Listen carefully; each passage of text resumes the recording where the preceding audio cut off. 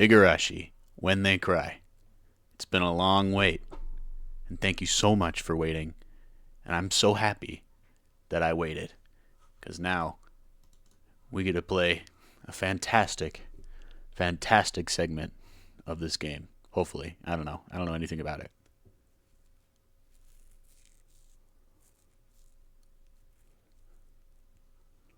Manga Gamer.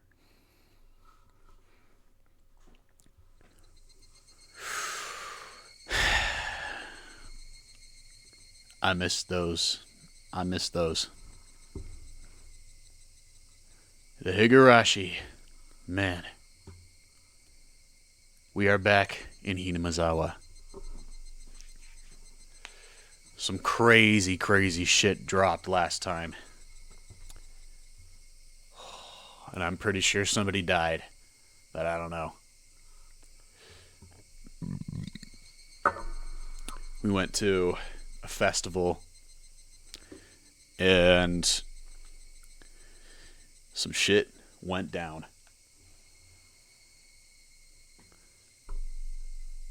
Our boy hit us up with the fine, fine lore of Hinamazawa and why everything is so scary here. There's been a death, at least one, every single year for the last 4 years. And tonight should have been the 5th one. And we're about to find out who died.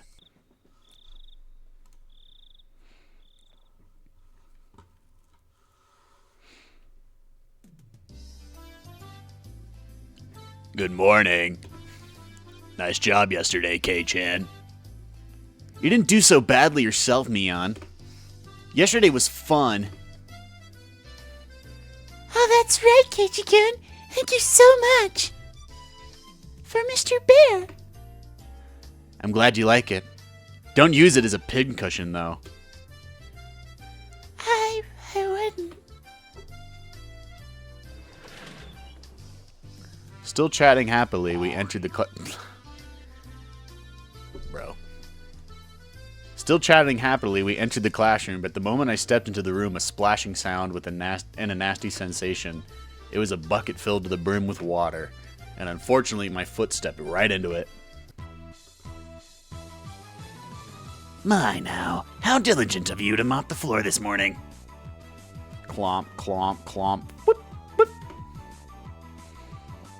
Blah! Blah! Keiichi-san flicked my forehead.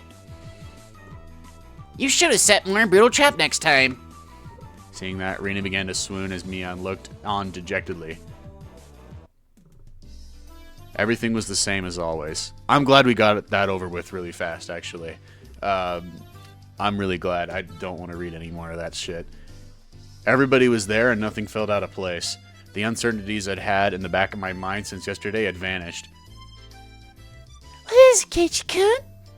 Didn't get enough sleep, maybe? Maybe? Slept like a log, but if you want, I'll do a reenactment during class. Ha! Good one, Keiichi. You shouldn't do that. Mion alerted us that the teacher was coming, so everyone shuffled off to their seats.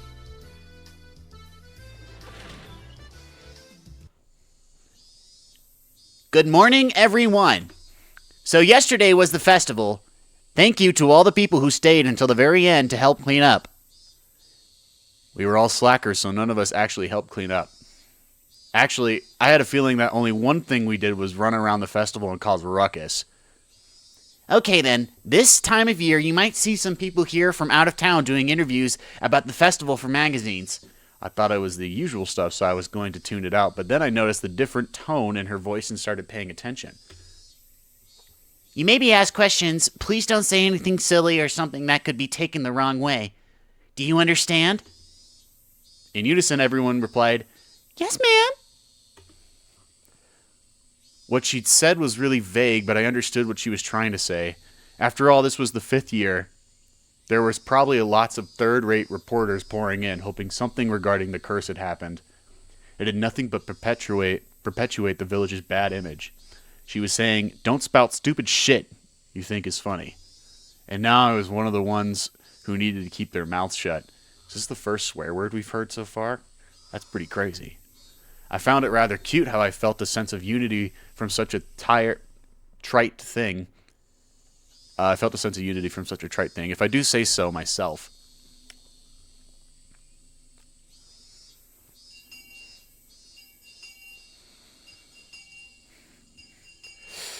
I was summoned to club activities after school. Since everybody was still pretty tired from yesterday, we just spent the day relaxing.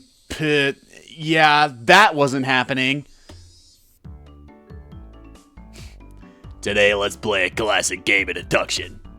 How about this one? Oh, a game from overseas? Looks interesting. Keiji-kun. The instructions are in English, but the rules don't seem that hard. I won't lose, you hear? I'm not that bad at this game. It seemed that Rita didn't handle this kind of game very well. The rules are, the person who can match the murder weapon in the scene of the crime wins. There were 3 kinds of cards comprised of suspects, weapons, and locations. I could see that the name Mion and Rika were written on the suspect cards. Oh, a card with my name on it as well. There are plenty of different weapons too, like knives, axes, and poison. The locations are pretty nice too, like the living room, the study, and the courtyard. Wait, is this Clue? So basically, you take out one of each of the cards. These are the answer cards. Yeah, it's just Clue. So we shuffle the remaining cards and hand them out. We ask each other about the cards and figure out the right ones. Ah, I see. So the cards nobody has are true perpetrators. Then you raise your hand if you know the answer. The game ends when we check if the answer is correct. If you're right, then you get a point. If you're wrong, then you lose a point. Since the game ends if no one gets it right, all the cards are gathered up and distributed. You'll learn as you go. Oh, wait. You'll learn as you go. You really have to use your brain. You'll get confused if you don't take notes. The rest you can figure out by playing. So, Mion, what's the penalty this time? Everyone directed their attention to Mion. Let's see. We're all still a little tired from yesterday, so maybe we'll take it easy with a gopher penalty. You'll be asked to rush out and buy stuff for everyone. So, just being asked to go buy stuff like drinks and candy, I guess. I feel like the penalty today is pretty simple. I wonder, is it really? Not with Mion, bro. You can't trust anything Mion says. Is Keiji-san thinking what I'm thinking? Yeah. You don't know what you'll have to go buy. I'm betting Mion would send out whoever loses to buy stuff like hemorrhoid cream or happy family planning manual or other crazy stuff. The cards were lightly shuffled and passed out to each player. The real perpetrator, the correct weapon, and the scene of the murder have been taken out, so that means that all the cards I have in my hand are innocent cards. Then, I'll go first since I'm the club president, I guess. Well then, Mion, knife, study. You pick one suspect, weapon, and murder scene and ask each person. If you have any of those cards, then you must say, I have one. However, if you don't, need to say which one you have. Yeah, I got it. Me too. I have one. Oh my, all of them are here. 3 people answered when she asked if they had Mion, knife, and study. So that means that Mion and knife and study are all in the clear. Got to jot that down. Then I'll go Rena X Lounge. Only 2 people said they had one. So it means out of Rena, Axe, and Lounge, one of them is correct and is part of the crime. No, wait. Even if they say they have one, they don't have to say how many. It's possible that either Satoko or Rika-chan is two of the cards.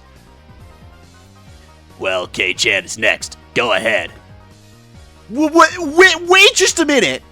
I'm still sorting things out. The game has me thinking more than I thought. Oh man, this feels like I'm gonna be tough.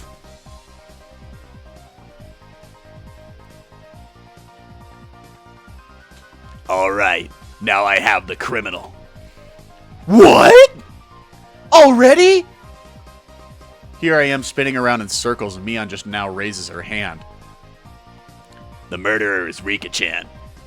In the infirmary with the poison. Well, Mion drew the cards from the box and we checked to see if her deduction was right. You were right. all I need was one more hand. I couldn't tell whether it was poison or pistol. I never use a pistol. I like killing them slowly with poison. Rika-chan said such a hugely terrifying thing with such a sweet little face. Everyone was making a commotion about how they almost had it. Rina and I were left out in the cold, though. How did you do, Keiichi-kun? I couldn't get it at all. Don't worry. I had no idea either. How can both be so unsure? You'll both end up in the last place together at this race. That's even worse! Going off buying something together as a couple. What if we ended up having to buy the Happy Family Planning Guide? That'd be funny. I can tell from Keiji's expression that he's not very good at this game. What? That's not true! I'll show you the true power of Sherlock Mayabara during the next round. Shut up, goofy eye. My, that sounds just wonderful. I shall give you quite the thrashing. After that, I managed to somewhat grasp the trick behind the game, but I was still always a step or two behind. I saw that Mion was somehow gleaning information from how the others were asking their questions. That level of experience was just too much! The only way I could stage a comeback was if I became ruthless. I tossed out the simple concept of deduction and switched over to the thought process needed to win. The important thing isn't to find out the criminal, is to win at the game. Okay. Whoa. Eureka! I hate you, Keiji. Sorry. I need to go to the bathroom. Take your time and squeeze out a nice one. Mi-chan, that's gross. Yeah, that is gross. I heard them hold off the game and headed down the hall. The air was crisp. It showed just how stagnant the air in the classroom was from our body heat. Ew. What are you talking about, Keiichi? On the school ground, some of our classmates were still playing around. After spending some time cooling my head, Rina had made her way over towards me. Keiichi-kun, did you call for me? Yeah, I did. As I got up from my seat, I winked over at Rina. I'm glad it worked out. I didn't want to waste much time, so I'll get right to the point. Rina, what's your record at this game we're playing today? She was taken aback after a moment. She hesitantly opened her mouth. Well, all losses. Why do you ask, I wonder? I wonder! I could tell from how apprehensively she was playing. The way things are going, I will as well. I can't figure out a way to pull off a last-minute comeback on this one. So, I guess both of us will be taking that penalty. Hey! Don't accept defeat already! How about we win this? Both of us. But how can we? I brought my lips up to Rina's ear.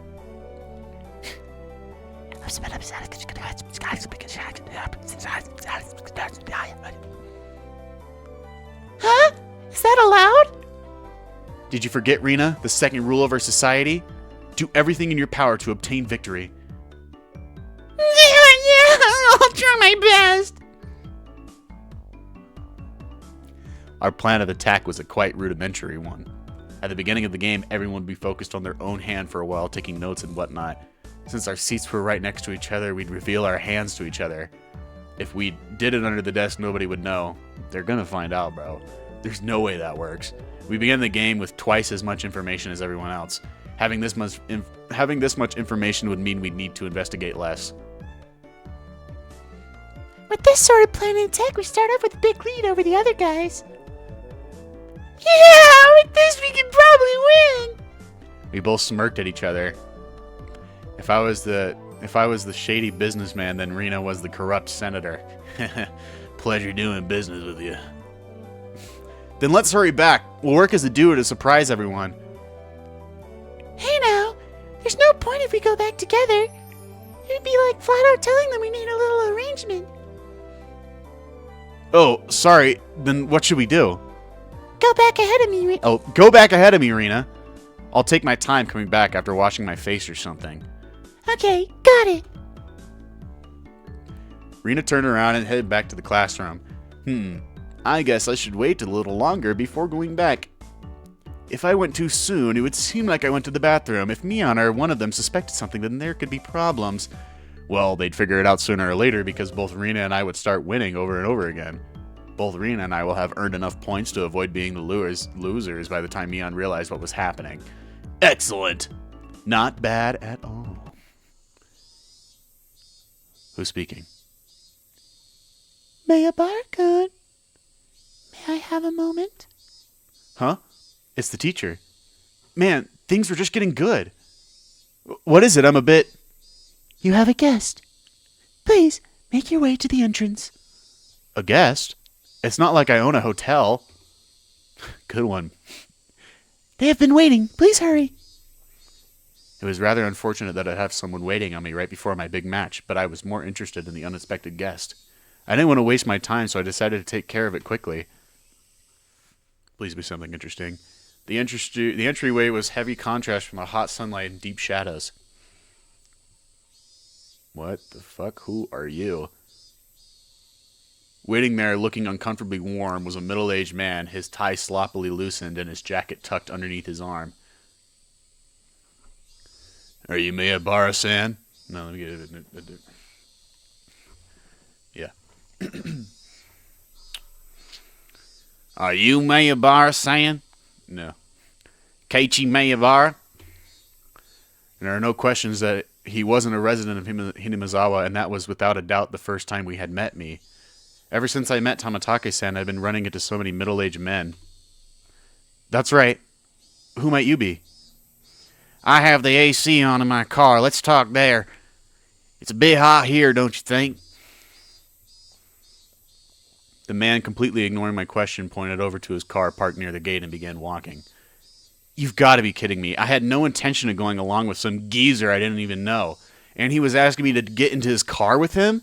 Yeah, I would not do that. I would go back to class. I'm not going to bite. Come on now. He opened the back door of his car and called me over. Run away, bro. I didn't like this old man, but I wanted to know what this was about. Even while knowing that conversations that start out like this have never led to anything good. Yeah, I would run away. This is gross. You got in. The inside of his car was pretty cool. Cars with air conditioners were supposed to be a luxury. My dad didn't have one car at least. You're dead, bro. Please let me know if it's too cool for you, okay? I have a habit of cranking it all the way up. So what business do you have with me? Out of spite, I decided to ignore his remark in the same way he did to me and start my own line of questioning. He pulled out a notepad from his pocket and took out a picture that was stuck between the pages. On it was the face of a pretty goofy-looking guy. If you know anything related to this individual, please tell me. Who the heck is this? I doubted even his close friends could be able to recognize who he was from this expressionless picture that looked like it was taken out of the DMV. There were scribbles on his shirt done in a... Oh! There were scribbles on his shirt done in permanent marker. No. No. Please, no. Starting with yours, Mayabar-san, and quite a few of your classmates-san as well. Huh? This is Tamatake-san. There was no hint of the usual unreliable and easygoing personality in this photo. It was an expressionless, half-asleep face. Then do you know this woman? Even before seeing it, I had a good idea who it was. I don't remember her name, but she's some lady who was with Tamatake-san last night. I didn't know what her name was, but I did know she was a resident of Hinamizawa. When was the last time you saw these two? The night at the Watanagashi, we spoke. They seemed pretty close, I guess. Did anything bother you about them? Anything's fine. Go ahead and say it. Being asked for every little detail is very troubling, honestly. I had a pretty good idea of who this guy was by now. Did something happen to them? There was no response to my inquiry. Thus I replied to silence in kind. I was pretty sure, no certain, that this guy was a cop. Then why? Why was he asking about Tamatake-san? Did something happen to him? More importantly, why me? Shouldn't there have been plenty of other people who knew more about him than I did? The roar of the air conditioner felt unbearably loud. After a long pause, he finally spoke again. You've moved here just recently, isn't that right, Mayabar-san? Are you aware, I wonder, about the stories of Oyashiro-sama? My heart began to race. I'm pretty terrible at hiding things. It probably showed on my face. Not at all. If you don't, then that's fine. Well, I have heard of it. Tamatake-san told me, actually. How much do you know about it? The dismemberment killing. The accidental death. A death by illness followed by suicide. And the lady who was beaten to death. The incidents that always happened the day of the Watanagashi, ending in suspicious deaths. I didn't think Tamatake-san would have kept anything from me. I think that was everything. I think that was everything. No, rather, I don't want to think there was anything more than that.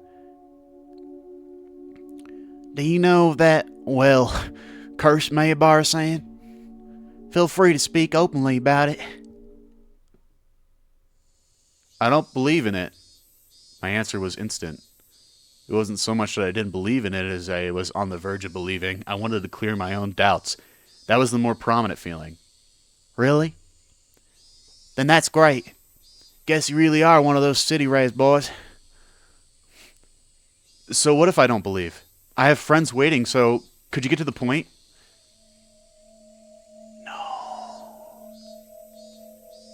The man in this picture is dead.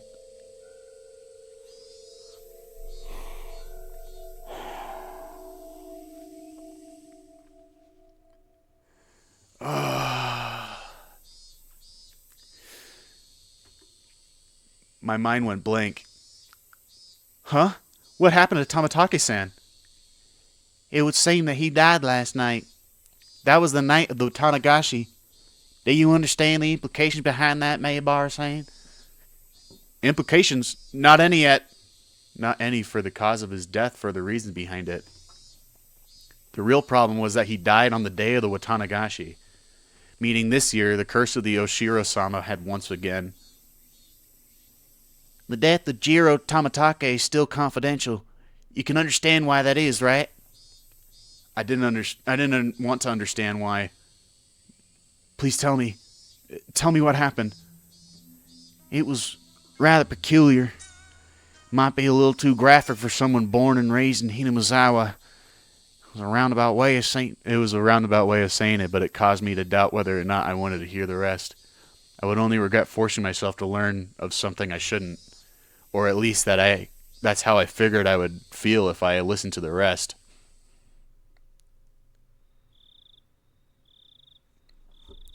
One of our patrol cars discovered the body on the way back from security detail at the festival.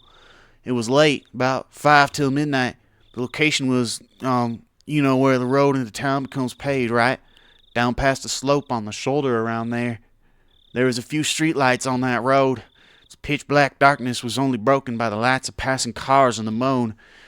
The stroke of luck that Tamatake-san was spotted collapsed on the shoulder of the road. Tamatake-san was face down, covered in blood. Blood and muck covered the asphalt.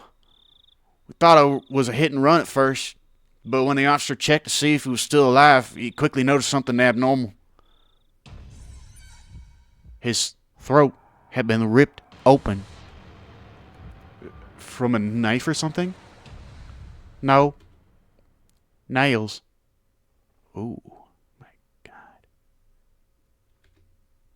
Nails? As in fingernails? With those he clawed through? From the coroner's report, it was revealed that it was with his own nails. Huh? What? What does that mean? Basically, it means it wasn't a murder, it was suicide. Oh my God. Tamatake-san thought there was a reason to tear his own throat. Tamatake-san thought there was a reason to tear open his own throat? As hard as he could do with his own nails? Tore through the skin until he started to bleed? And even then, Tamatake-san didn't stop. He continued clawing with enough intensity that it could have peeled off his nails, still clawing. Ugh. Still clawing. Then his nails reached those vital arteries that you should never damage. He continued clawing. Splurt. Blood splattered on the ground around him. As he bled, while gasping for breath, he collapsed. His body spasmed and he died in agony.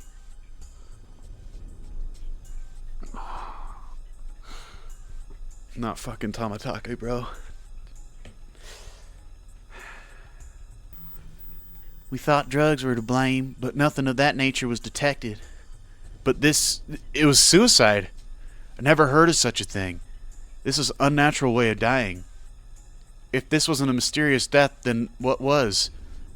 The way he died in these 5 years, his death most resembled that of a curse. As if to show both himself and Tamatake-san, who proclaimed there was no such thing as a curse, that we were wrong. There were a few more suspicious details from his body chemistry, perspiration, epilation, and so on. We concluded that he was in a state of hysteria right before his death. That was a given. Whatever, Keiichi. It's hard to believe someone could be in this sound state of mind while clawing out their own throat. Wounds on his hands matched a discarded piece of lumber found nearby. Wait, what? Then there were traces of where he stuck trees and guardrails with it. Tamatake-san's blood was found all over the place, meaning that while tearing out his own throat, he was swinging around a piece of lumber. Oh my! Oh. There were external injuries which were not self-inflicted, discovered on Tamatake-san. There is a high probability that Tamatake-san was assaulted. The external injury suggests there may be multiple suspects. To summarize, Tamatake-san was surrounded and attacked. While wandering the night roads in a state of panic after being cornered, he picked up a piece of lumber and tried fighting back. Somewhere in there, he began madly tearing at his own throat, clawing at it, and then he died. The presumed time of death was around 9:23 p.m., meaning it occurred right after he finished talking to Tamatake-san at the festival. Everyone signed Tamatake-san's shirt and then parted ways. Right after that. Oh yeah, he should have been with a woman. What about her? She's missing. She hasn't shown up to work and she hasn't returned home either. There is a very high probability that she's still involved in this incident. For a while, I could only gaze off into space. I never would have thought that something unfortunate happening to somebody close to me could affect me this deeply. The time I had spent with Tamatake-san was short, but we went to the same festival, spent the same time together, and took part in the same competition. He was one of us. We have been continuing the investigation on various fronts, but when it comes to Oyashiro-sama's curse, the villagers here aren't very cooperative.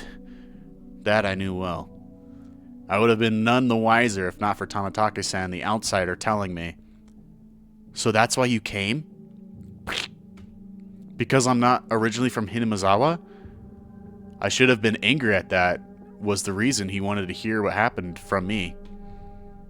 If things go the way they've been, then the conclusion would be that Jiro Tamataka died from Oyashiro-sama's curse. He turned away from me and gazed far into the distance. The night of the Watanagashi.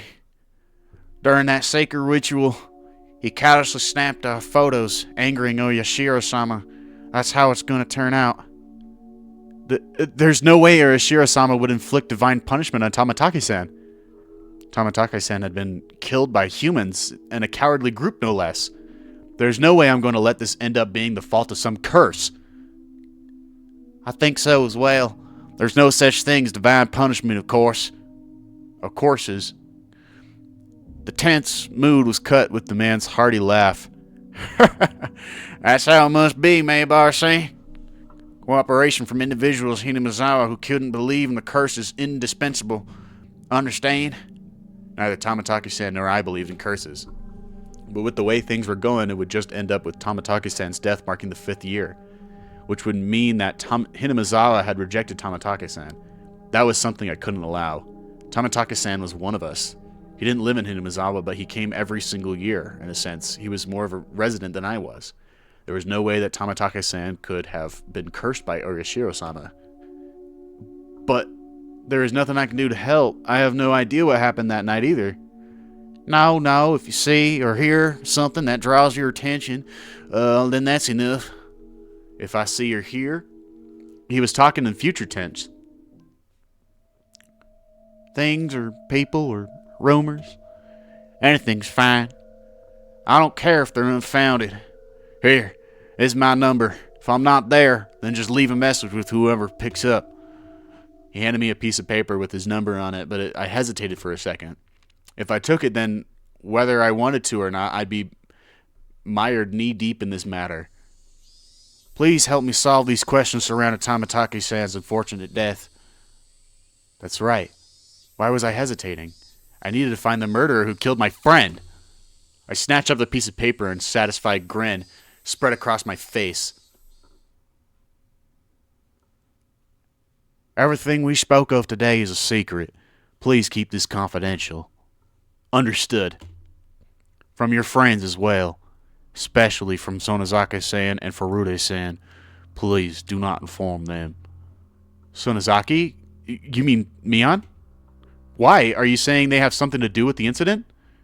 With my friends' names brought up so abruptly and being told to keep it a secret from them, I became rather angry. It's what they call investigative privilege, I suppose. Don't play games with me! Mion is a close friend of mine! I snapped at him, but he didn't seem to especially be offended. I wouldn't mind telling you, but it may just upset you. Say it! He hesitated a little. Turning his gaze into the outside of the car, he began to speak after thinking for a bit. There is a possibility that a string of incidents happening here in Hinamizawa are a result of village conspiracy. There's no way that could be right. Give me a break. First of all, is there any proof of that? No evidence. Also, each of the cases were resolved and none of the perpetrators had any direct connection to the village. Then how did you come up with that conclusion? Every year, enemies of the village die on the day of the Watanagashi. Don't you think that's enough reason to suspect someone? Only the residents of Hinamizawa felt that the day of the Watanagashi was sacred. So basically, because incidents happened on that day, it was somehow related to Hinamizawa. First, it was the damn construction foreman. Then it was a villager that supported it. Those the village hold a grudge against die one after another from mysterious causes. The means are different, but in the end, the result is all the same. Unfounded, unreasonable suspicion. But it couldn't just be shrugged off. So, the victims after that, what about the Shinto priest and his wife's death? They weren't enemies of the village. Villagers had expected leadership from the Shinto priest at the time of the dam dispute, but he wasn't proactive, so there was a function of villagers who harbored ill will towards him as a result. Ill will? It's not like he did anything bad to the village.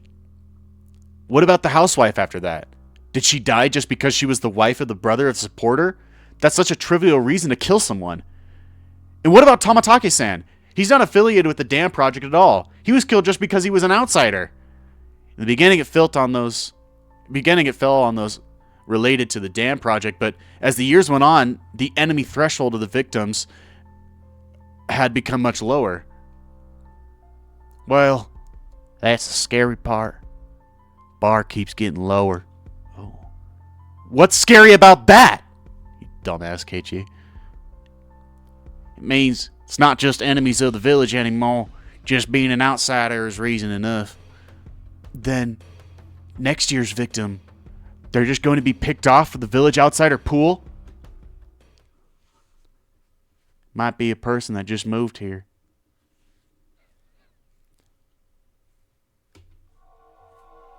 What do you mean by... What do you mean? What does he mean by that, Keiichi? Come on. I swallowed my words. Gulp. Here in Hinamizawa, the ones who would be considered the most outside would be my family.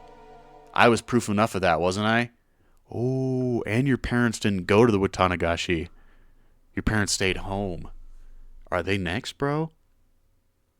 Shit. I still couldn't really remember the names of the people I passed by. Then the next victims, my family, was he saying it was going to be me? But what does that have to do with Mion? I can't go into details, but the Sonazati faculty led the dam protests. Ooh. Quite fervently so. This is also true of Mion Sonazaki saying herself. She has quite a few misdemeanor and obstruction of public worker offenses on her record because of the protests. Whoa, but fucking Mion said that she didn't know anything about it. And she said that if she was there, she would have fought hard. But she was there and she did fight hard. Oh my gosh. So she's just straight up lying to me, bro. Oh shit. I knew Mion knew what it meant to fight. This was the first I'd heard of her family leading the protest, though. Then, well, what did it all mean? Are you saying that Mion's family is involved with a string of incidents? I wouldn't go that far. I'm just saying that if it was a conspiracy, then there'd have the highest probability of being behind it. Not a very clear explanation. It felt like he'd magnificently avoided the details I really wanted to know. We don't know who or how involved anyone is right now. That is exactly why I don't want to say anything to the villagers. Instead of answering, I gave a very bitter expression. It seemed that he understood it well enough. Then, think of it like this. I don't want to worry the villagers who blindly believe it's the curse. How about that? That seems fair. What do you mean, how about that? What do you mean, how about that? How should I know? But the reason behind wanting me to not carelessly open my mouth about it wasn't too hard to comprehend. The perpetrator was here. It had nothing to do with the curse. He was definitely going to be caught by the police and made to pay for his crimes. I wouldn't be too sure about that. And none of the villagers should have anything to do with that process. I wouldn't be sure of that either. The guy who started this whole thing, they can't find the arm, and they can't find him. Where is he? Who knows? Who knows? I'm just saying, it's probably not going to get caught. It may cause those sensitive about the curse to just worry needlessly. Just like everyone kept it from me so I wouldn't worry about it. Is it now my turn to keep it from them so they don't have to worry? I was just talking to myself. Unlike me, everyone else had been worrying over these mysterious incidents yearly, and the incident this time probably means a lot more to them. I didn't want to burden them anymore. In the end, everything went as the man had wanted, as insipid as it was, but it couldn't be helped. I understand. I'll keep it to myself.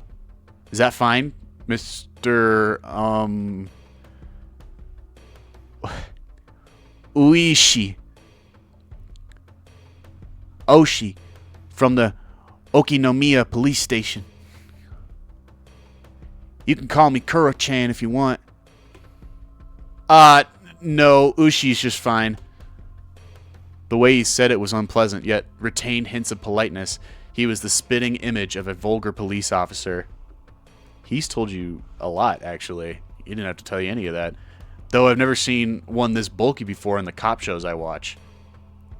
I've taken up too much time. Your friends are waiting, aren't they? I should probably let you get back to them. The door opened with a click and it streamed the oppressive heat. It was blistering outside of the car. It was really this hot of the day. It was an almost cruel heat as opposed to the mechanical coolness inside the car. It was as if the land of Hinamizawa itself suddenly hated me. I felt a little sad as that thought crossed my mind. I didn't mean to suspect your friends. Please don't misunderstand that. I refrained from telling him what it was, that it was too late to say something to self-serving. It's fine. You don't have to see... it's fine. You didn't have to see or hear anything, Maybar saying. There is enough proof that the village is not involved. I'll contact you if I hear or see anything, but I'm no detective. Please don't expect too much from me. I don't expect anything from you, Keiichi. You're a pathetic, worthless son of a bitch, and you're like 14. I don't really care. You don't have to become a detective. Just go on living as you have up till now. Just let me know if you notice anything. I hastily made my way back to the school building after giving him a quick bow. See you later. Farewell, Maybar-kun. I returned to the school building without looking back. I don't know how much time had passed. I did feel bad for keeping them waiting, but right now there was a lot on my mind. Tamatake-san's death was hard enough as it was, but to think that there was the possibility of a village conspiracy? Worse still, there was also a chance that Mion was involved. Nonsense. Impossible. Not Mion, Rina, Sadako, or Rika-chan. It was a group that attacked Tamatake-san. What'd you just list, bro? A group? Just saying. Who could the perpetrators be? Could it be they were hiding here somewhere in Hinamizawa? I didn't know. All I could say for certain was that I knew that Mion couldn't be the perpetrator.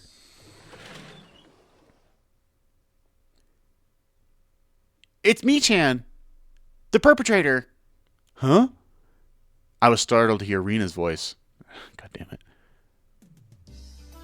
With the rope in the lounge.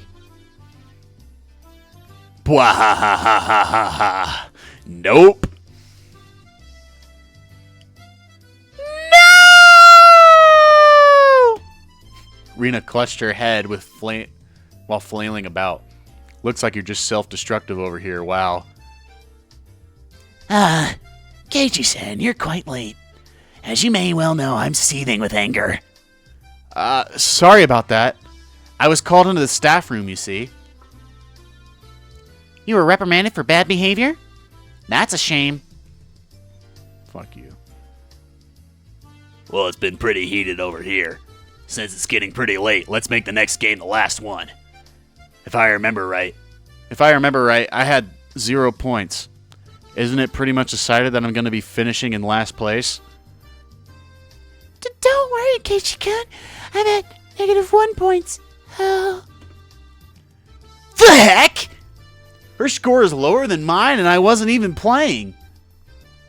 this is the final match to decide the penalty is going to be carried out by Rina alone or by both Keiichi-chan and Rina. Yeah, right. Just let Rina do the penalty by herself. You're mean, bro. We made a promise, Keiichi-kun, that we would both win. I waited until this time, you know? You know? I'm sorry about that. I followed my initial plan of showing Rina my cards, but I didn't say who was the criminal, just waited for her to call. I got it. The murderer is me, with the poison at the entrance. Is it? Is it?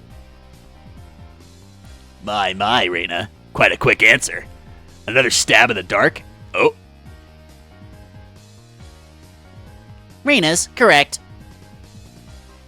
Oh, ho, ho, ho.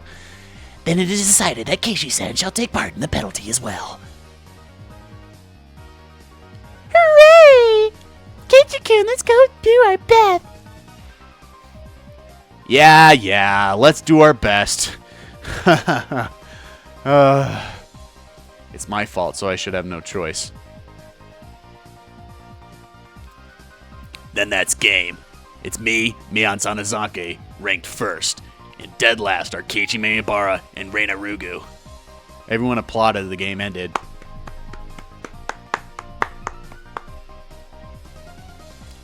The problem now was the penalty. Now then, I rank first, so I'll decide what you'll be buying for the Gopher Fund penalty. What? Well, she make us buy, I wonder.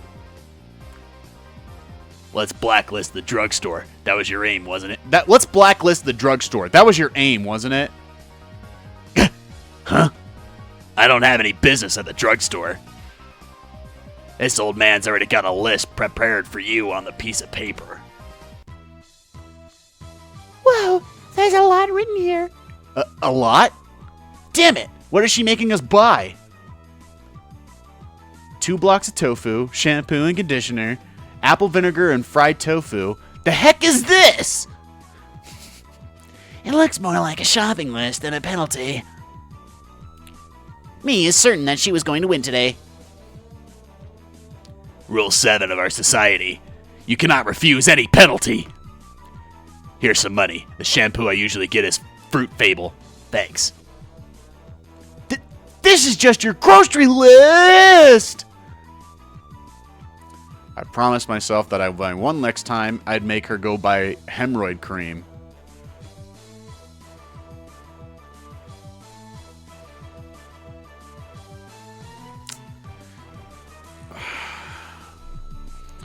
Wow, man. Holy crap. Tamatake-san is fucking dead, bro?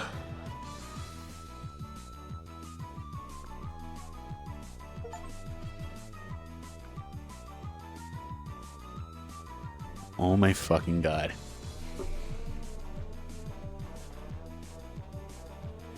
I want to cry so bad, bro. Tamatake-san, bro. He was my favorite, bro. Oh my god. Let's check out these tips. Alright. We got, there are more than 4 perpetrators, and search note.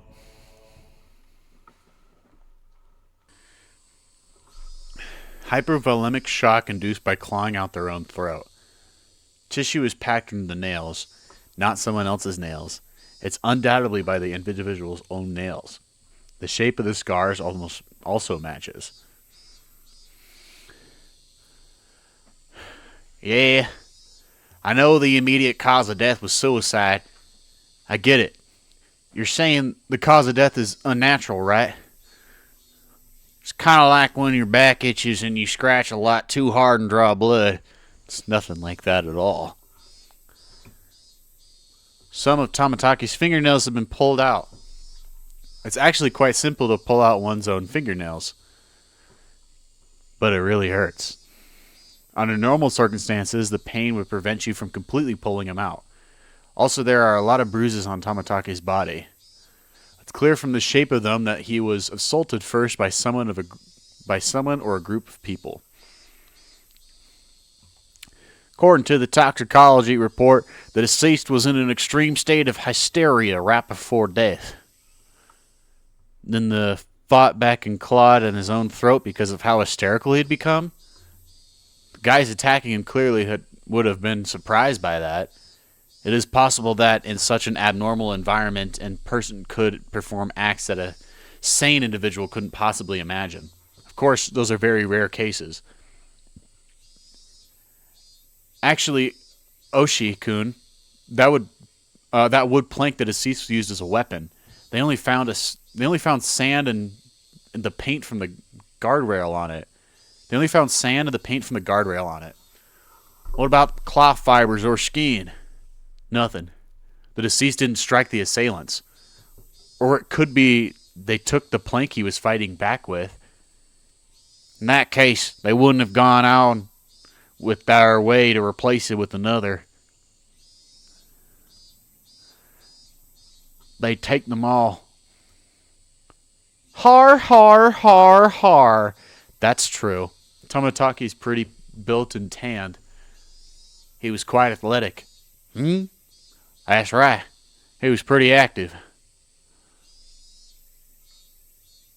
Can't imagine what kind of sports he did when he was alive, but I think his physical strength would be on the higher side, meaning it would be difficult to overpower him in a brawl.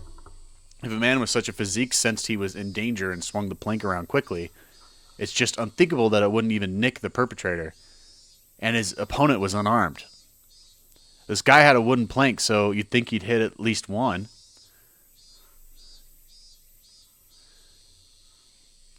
To surround and take down someone of his physique, I wonder how many people it would take. You dimwit, you should know better than anyone. Have you forgotten your bad cop days? Bad cop? If I was to take down this guy, how many would I need? When a group wants to take down a big prey, it's fundamental to attack with numbers. I guess about 4. If there was a gap in their strength, they'd manage. Then there were quite a few perpetrators, so any drunk and disorderly groups of more than 4 are suspicious. A group of 4 or more. Just if they had that many, they couldn't have hidden the body in a less obvious location. Why is that the conclusion we're coming to? Or did he somehow break away from that fatal predicament? Then there would be no reason to commit suicide. Moreover, I still can't comprehend the irregular way he died. It's full of mysteries. That's under serious consideration on my end, too. I'll be examining it as thoroughly as possible, but don't get your hopes up.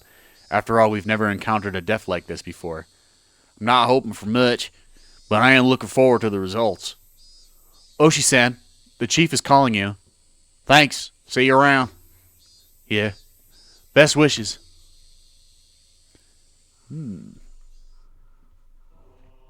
I think that's a whole bunch of balagna, bro.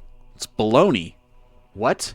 I think it's more likely if he's swinging around this wooden plank, he didn't hit anybody. If he, was throwing it around to ward off assailants and he didn't hit anything, it's more likely that there wasn't anything following him, right? And he actually just thought there was somebody following him and he started throwing a plank around.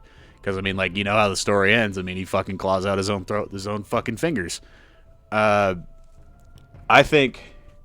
Who are these detectives? Really, that tip is just to show that these detectives don't know what the fuck they're talking about.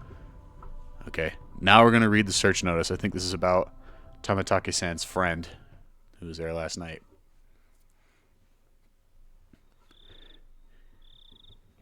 Jiro Tamatake, deceased. Rest in peace. Resided in a cheap hotel in Shishibone City. Registered under the name Jiro Tamatake. Pen name. Oh, it was a pen name. Travels via folding bike. No license. The bicycle was found 300 meters away, abandoned at the side of the forest path. Present on the day of the festival, accompanied by the missing Mio Takano. Was seen around 9 p.m. by police, location afterwards unknown.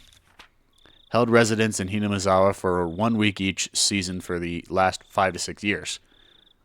Freelance photographer specializing in wild birds. Check with magazine companies. Nothing suspicious in the film located among the articles of the deceased. Wallet was among the articles of the deceased. Mere act of violence? From the contents of his wallet, he spent most of his time around Tokyo and Chiba, along with Sobu National Railway Line. No individual matching the name Jiro Tamatake in the residency records of any of the Tokyo wards. Compare teeth to dental records. Send to Metro Police. Attach a photo. Send to Metro Police. Contact magazine regarding Jiro Tamatake. Mio Takano missing.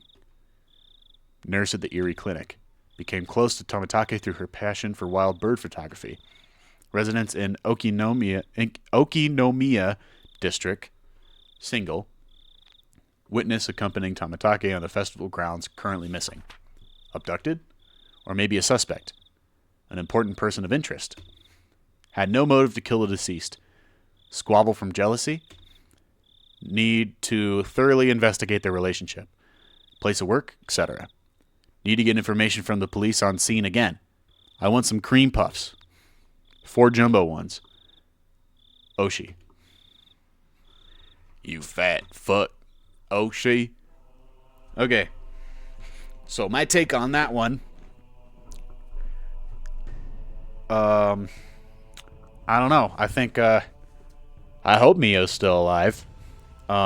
She knows what would have happened to Tamatake-san. Also, Tamatake-san might not actually be his real name. He might be lying about his name, which is strange and interesting. Remember, Mion said that Tamatake-san's photos of birds were actually really bad.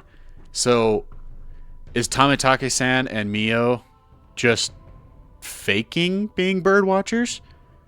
Are they really here to more just to investigate the curse? Is that really why they're here?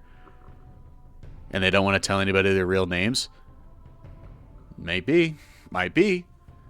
I think, I think that's strange. Rest in peace, Tamatake-san. You will be missed, surely by me. What's this music? Save and load. End of chapter 7. Close. Continue.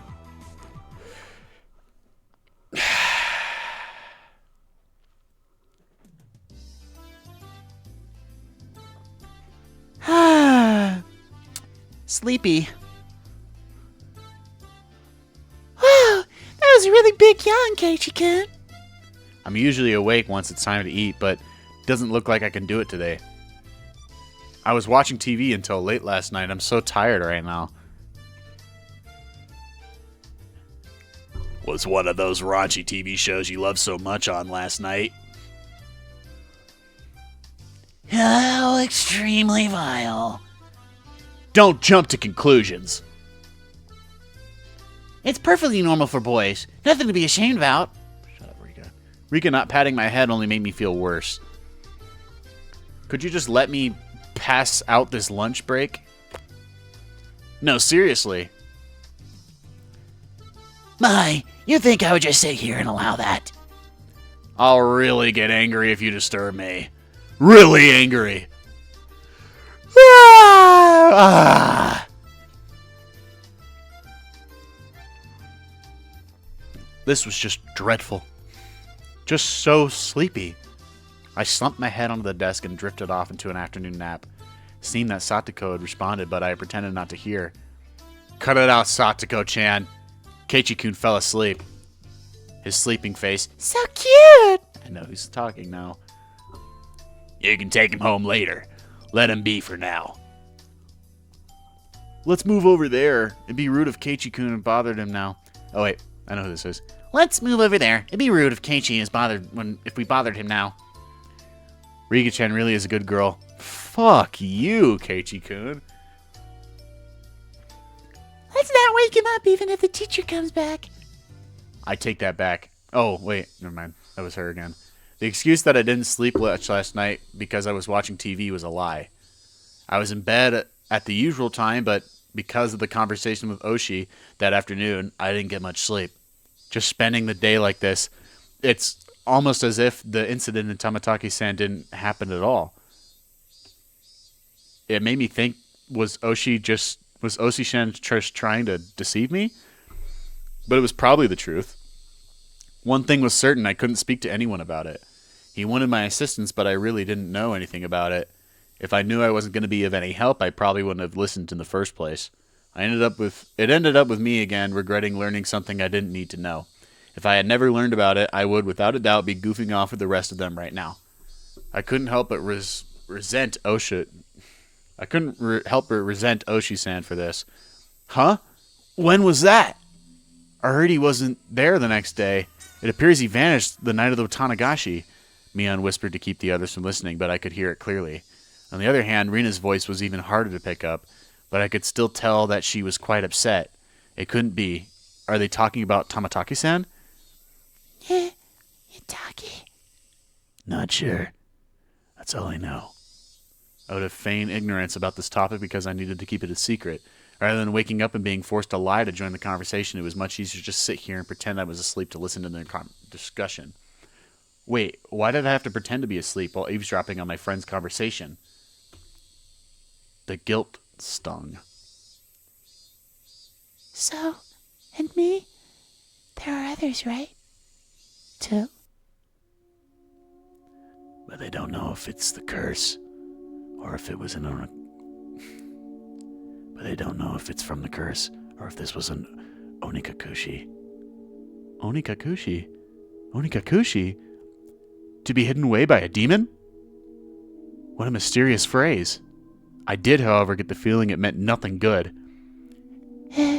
Oh, there was another, right? Right? If only Urashio-sama's, yeah. But, this here, that, at all? Grandma and the mayor talked about it. Seems they talked to the police about it beforehand. They said they'd take care of whatever happened this year without causing commotion. Then, without us knowing it, someone had them, you mean? Maybe. Next could be, I wonder. Don't worry. You got home safely. But it's not allowed, right? That was a long time ago. Let's stop talking about this. Amidst the uncomfortable mood, both of them went silent. The entirety of the conversation was still a bit unclear, but a few parts caught my attention. First of all, the term onikakushi, to be demoned away by the context it was used in it. I guess it's similar to be spirited away. I suspected that was what it meant because Tamataki-san and that woman, it really bugged me that I didn't know her name, Mio, vanished after the Watanagashi. The next thing that stuck out was when Rina said, There's another one, right? Mian also said, If it's Urashio-sama, yeah. responding to something. If it's Urashio-sama's curse, then there had to be 2 victims. Is that what she meant? Come to think of it, I remember Mian saying at the beginning that they didn't know if it was from the curse or if it was a case of onikakushi. It seems that the curse and being demoned away are different things, and they are phenomena that were paired together. I recall Tamatake-san's terrible end. It wasn't something as elegant as disappearing. That horrendous end would best be described as cursed. Then the woman with him, it means she vanished because she was demoned away. What I do know is that there's normally an even number of victims of the curse power proper. And the last point that bothered me was Rina. Rina was frightened. For what reason, I didn't know. However, she knew that something had made her a potential target for Urashio-sama's curse. Oh. If I recall correctly, Urashio-sama would be the guardian deity of Hinamizawa. Isn't a guardian deity supposed to defend the citizens and drive out invaders? If I recall correctly, yesterday, Oshisem said that originally the targets were enemies of the village, but recently there was no longer a distinction between them or regular outsiders. But if that was the case, then I would think that I'd be the more likely target, having moved here more recently than Rina. From her composure, I could infer that she was grimly certain that she would be next. I should probably relay that I heard just now to Oshi-san. Inform the police of what I heard by eavesdropping on my friends while pretending to be asleep. It made me feel terrible. It raised a few questions and left me with a bad taste in my mouth. But it would be better not to seek the answers to those questions. As I continued to learn more and more, I felt like I had fallen past the point of no return. I would definitely regret this one day. I would definitely regret ever having learned of these events. The teacher approaches. The teacher approaches. Keiichi-san, you must awaken. In the distance, I could hear the ring of the handbell singing the start of the afternoon classes. Gah! I couldn't sleep at all. I hastily opened my eyes and raised my head up. It was in that moment when I leaned against the back of my seat. There was a thumbtack stuck to the back of my chair with tape. Circumstantial evidence was enough. Satoko! Guilty without trial. Capital punishment.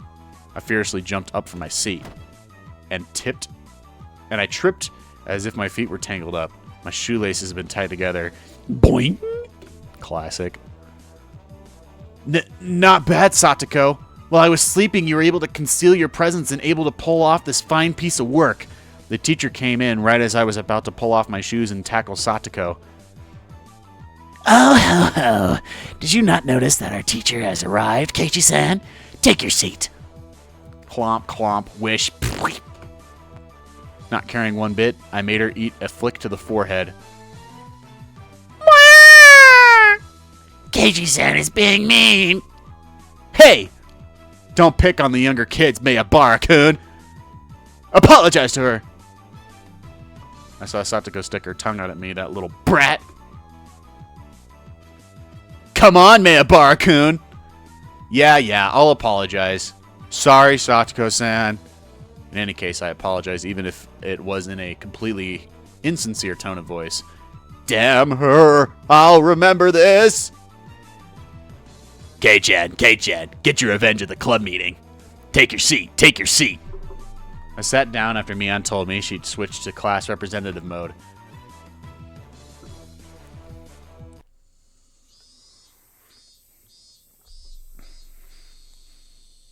What am I waiting for? With the boring class finished, school was finally over for the day. Now then, what should we do for our club today? Personally, I would like to play that deduction game one more time. I really don't want to play any more games. I was hardly able to play it last time because of Oshi-san. Rina and I weren't able to test out our strategy.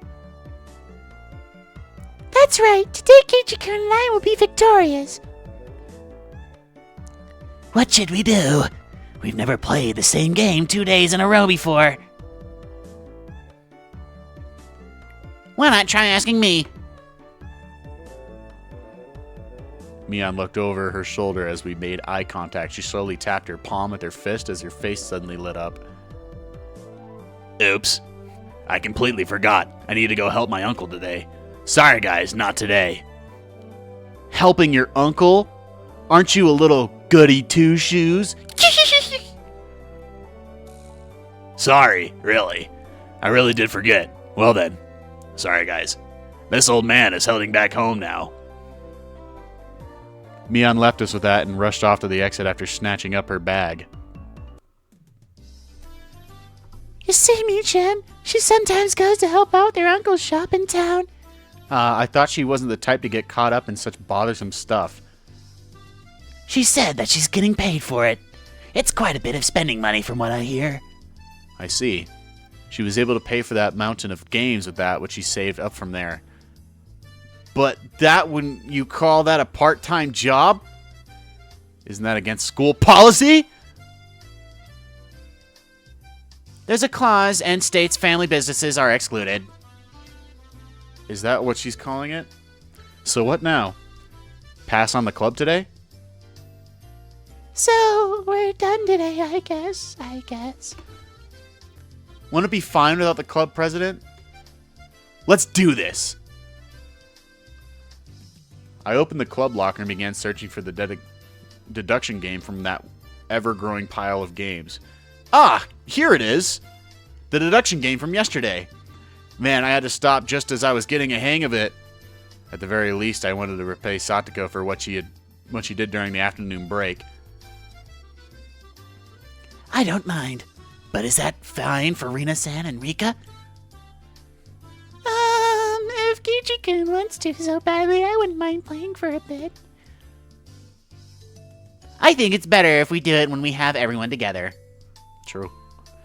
When she says it like that, I wanted to go shopping if there wasn't a club meeting today. Oh.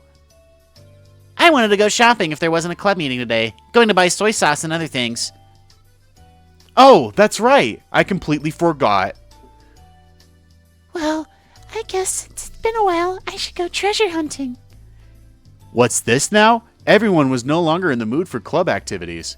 Oh, shit. That might have been Satoko. If I keep on trying to push the matter, it may make them realize I had a trick up my sleeve. Ah, well, I give up this time. Man, I really was looking forward to playing it. I shuffled through the cards as if I was still caught up on it. At the next opportunity, I shall give you a sound thrashing. Oh ho ho. The murderer is Satoko. The murder weapon is the pistol. It was you after all. What? What did you say? Then I'll just... Satoko looked through the cards on the desk and stuck out 3 of them at me. The murderer is Keiichi. In the lounge with the rope. I don't need no rope. I'll just strangle you like this.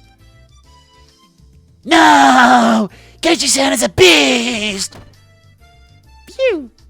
Well, I guess it's good that I got that out of my system. Blah! I'll remember this, Keiichi-san. She was used to playing for quite a while. How unfortunate. Ah, cute. She's used as a plaything. What do you mean by that, Rika? Everyone got ready to go back home. I also helped gather up my scattered cards. I suddenly paused.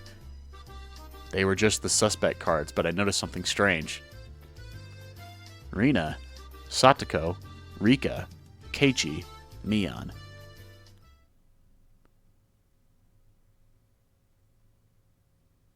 Satoshi?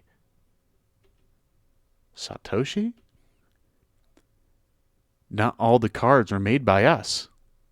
Or at least every card besides this one has the name of the club member. Does that mean that this Satoshi fellow is a member? Was there someone in the class named Satoshi? I couldn't find anyone named Satoshi on the class roster stuck up on the wall. Keiichi-kun, let's hurry and finish up cleaning. Being rushed by Rina, I finished up quickly. Satoko and Rika-chan had already headed merely for their lockers, so we were the only ones left in the classroom. Right now, Rina had already gotten her bag and was ready to leave. Rina, there must be quite a few people who transfer from the school, right? I tried asking Rina in a bit of a roundabout way. Rina made a troubled face and then answered. Yeah. Inamizawa is a rural town, right? Some people transfer out every now and then. Then is Satoshi another one of those transferees? Sorry, I don't really know. There was a bit of a pause, but the answer was pretty much immediate. I'm not saying it to be mean. Just last year, I transferred in, so maybe I just missed him. Sorry, I didn't hear much about him. Sorry. Yeah. I am not sure, sorry. Her answer was a lot like when she refused to tell me about the murder at the dam. I was saddened by her denial and felt a little bit of anger. I'm their friend, aren't I? Friends don't keep secrets from their friends, do they? Though I do appreciate that they kept that unsettling curse thing from me. But if everyone is worried about it, I'd rather be worried with them. That's what it means to be friends, right? For a moment I wondered just what kind of face I was making just then, with these mixed feelings of sadness and annoyance. Keiichi-kun, you're making a scary face. Is it? Why is it? Why? It was probably exactly the kind of face Rena said it was. It appeared my grim expression had frightened her. Sorry. I was really looking forward to the club today. I'm just feeling down about it. I rustled Rena's hair. Don't touch her. Let's go home. Dragging that awkward mood with us, we headed home.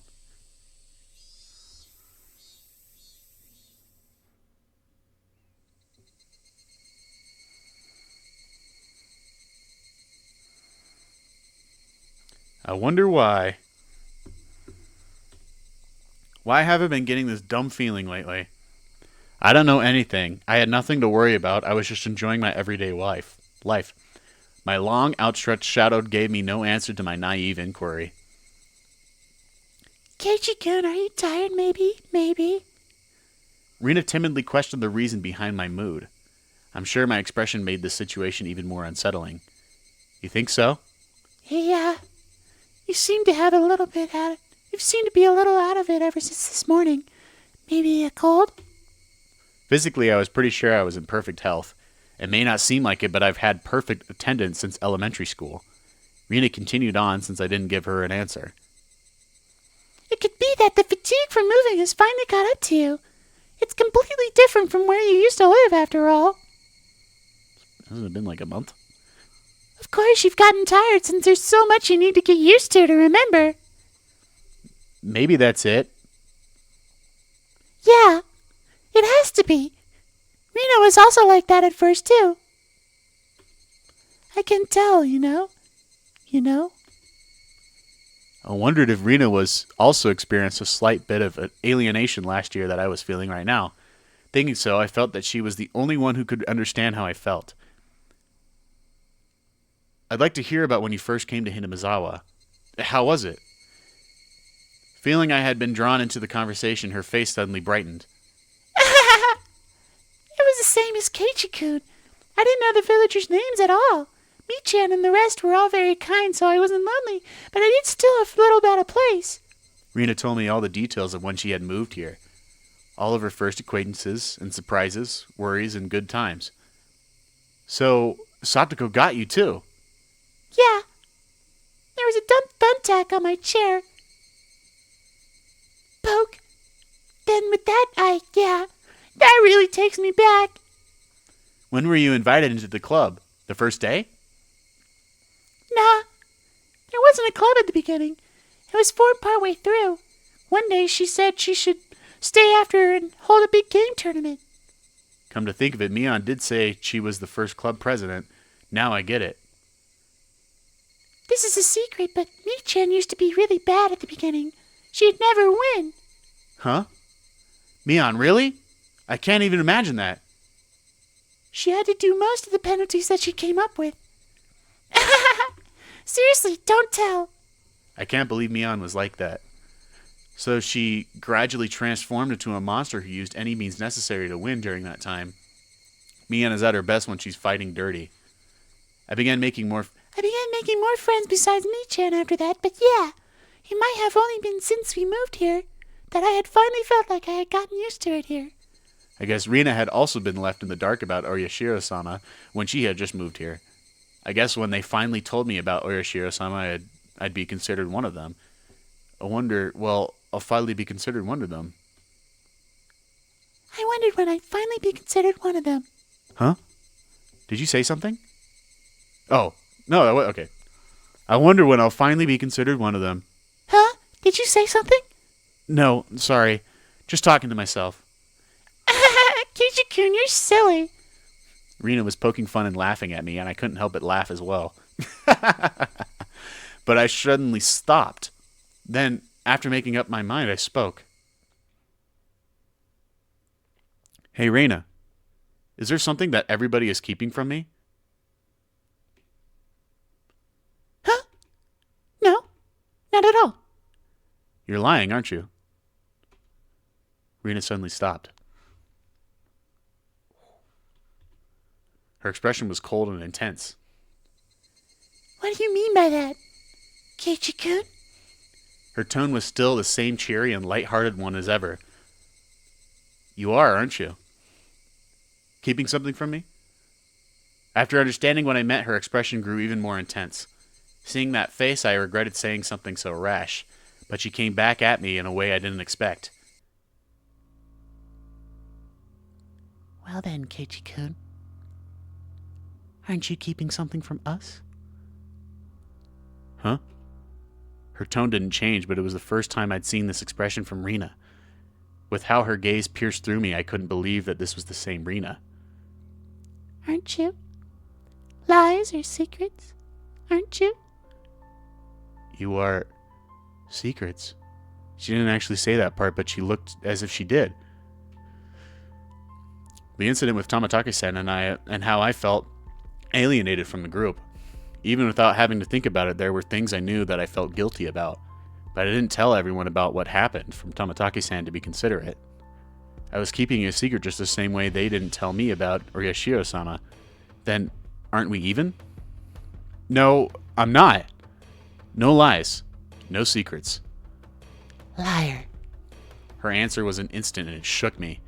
Rena stared as if burrowing through me, watching me like a hawk. Why would you say I'm lying? Didn't you say that you were called into the teacher's room yesterday during the club meeting, Keiichi-kun? I know. You didn't go to the teacher's room. I swallowed hard.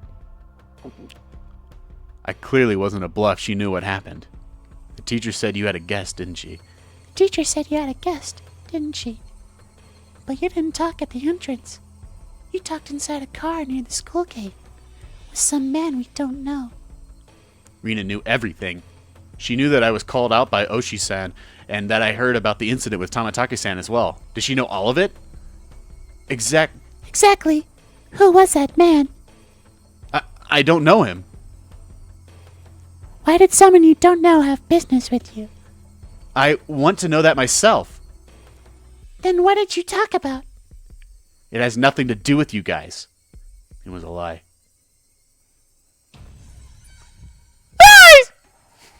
Rina's scream echoed through the trees, sending frightened birds into the air. I couldn't exhale the deep breath I had just taken. No, it was like I wasn't allowed to exhale. It was here. I first realized. The person in front of me, she wasn't Rina Rugo. Then, who was it standing before me now? Who had assumed Rina Rugo's appearance? I had held my breath for so long I couldn't feel myself suffocating. Right? And then she made a facial expression that Rina normally might have made. It didn't matter that it was Rina's usual smile. It chilled me to the bone. She drew closer to me. I felt her breath against my face. It wasn't the least bit exciting. Whoever this was, Rina's face was going to chew my nose right off. I cowered as I imagined that. Then she smirked as if she was able to see right through me. We also have secrets, just like how Kichi-kun has secrets. It was Rina's usual smile, but her eyes were still like that of a hawk's. Bringing her face close enough to mine to almost bump into my nose, she kindly persuaded me. I couldn't nod or shake my head. This person standing in front of me, this person who looked like Rina, frightened me to my core. I was terrified knowing that she could hear the sound of me swallowing nervously. After what I felt like an eternity, after a long empty silence, she finally spoke. Let's go. It's getting chilly. It was Rina again. Smiling at me once more, she started walking as if nothing had happened. When I was released from her gaze, my legs gave out from under me and I slumped onto the ground. I wasn't able to lift a finger until Rina was out of sight. Who was that? I felt cold. My body was drenched in sweat. I was finally able to form a coherent thought and ask myself once again, who was that person? Who looked like Rina Rugo?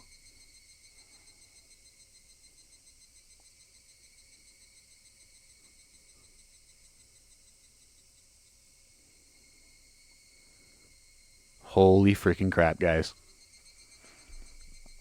This is getting scary, bro. Like, what the fuck is going on? Is Rina a demon? Oh, we don't even get a...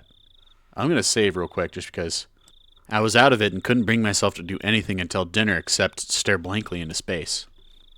I was terrified from Rina going off on me. Was I terrified from Rina going off on me? No, that's not right. That was someone else who looked like Rina. Then, who could it have been? It was a dreadful feeling, knowing that this was something else, not Rina. So tomorrow, I shouldn't have a problem talking to Rina like I usually do. That thought was strangely comforting. I concealed that I should just calm down and clear my head, though those thoughts continued swirling around my mind. Finally, I returned to my senses and I heard my mother calling out to me from the bathroom from the bottom of the steps. Keiichi! It's a call from the bookstore! Bookstore? Can't think of why they'd be calling me. I went downstairs and picked up the receiver anyway. My apologies for calling so late at night. Oh. My apologies for calling so late at night. It's me, Oshi of the Okinomiya bookshop. Oshi-san? Oh, it's Oshi-san. Sorry. Since your parents picked up, I said I was from the bookstore. Puts people off when I say I'm a police officer. Oshi-san was, in his own way, rather courteous. Even so, I didn't want my parents hearing me talk to the police. I bought the cordless phone with me and I dashed back up to my room at the second floor. Sorry for calling so late. That phone number on the piece of paper I gave you yesterday was the old number. My apologies. Can you copy down the number I'm about to give you? Yeah. Okay. He gave me the number from his direct line as I wrote it down.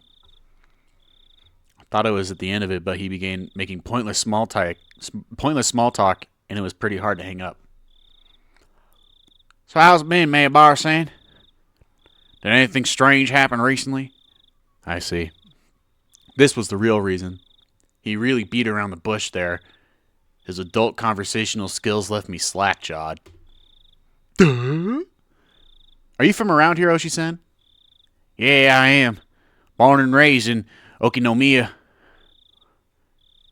If he's from around here, he might know. Oshi-san, do you know what this Onikakushi thing is about? I believe this is when somebody suddenly vanishes because they've been abducted by a demon. Special saying from around here. It has the same meaning as spirited away like everyone else says. Or as my friends would say that, I don't know when I asked. This older man gave me a direct answer. It made me a bit happy that he answered me directly without trying to hide anything. Hinamazawa was, not sure if I should tell you this, Mayor Barsan. Don't try to play this off. If you're not going to talk, then I'm not going to tell you anything. He's a police officer. He has the right to not tell you anything. No.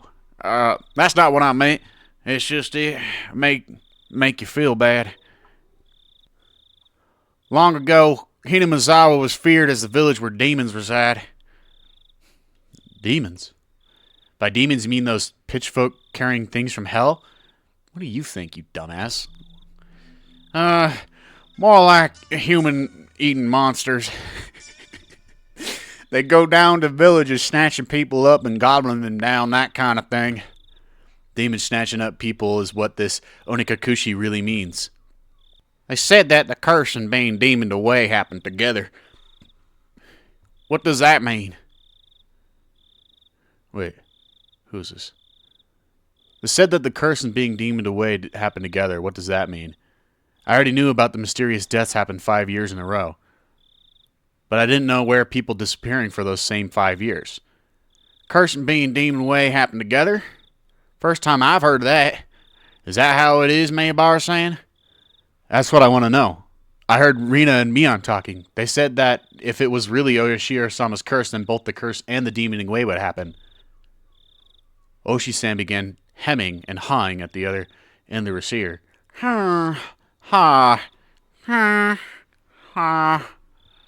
Maybe something about that came to mind. Mayor Barsan, do you know the first incident? The murder by dismemberment? Yeah? One of the 6 perpetrators is still on the run, right? Hypothetically. What if he isn't on the run, but was demoned away? It was an outrageous hypothesis from Oyashi-san, was it? The incident 4 years ago was the particularly ghastly one. The police already knew the perpetrators, so they posted tons of wanted posters with his face on them. They stalked out various locations and investigated every possible escape route he had. But after 4 years, there wasn't even a hint of where he might be. Unless the police were completely incompetent. Even if it was an outrageous hypothesis, I couldn't simply laugh it off.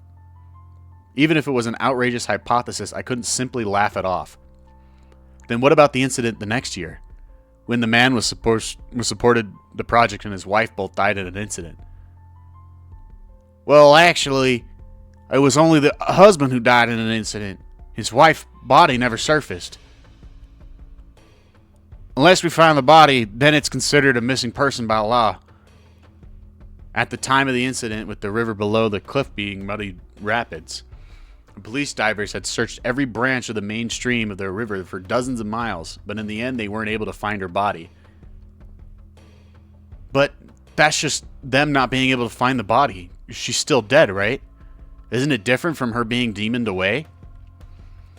We cannot say someone is dead without their body. Until a certain number of years passes by law, she's treated as still alive. I'm not sure if it was right to call that being demoned away. The wife is missing. At least that part was reality. How about the 3rd year? The Shinto priest died of illness, and his wife committed suicide. by throwing herself in the bog. They never found her body.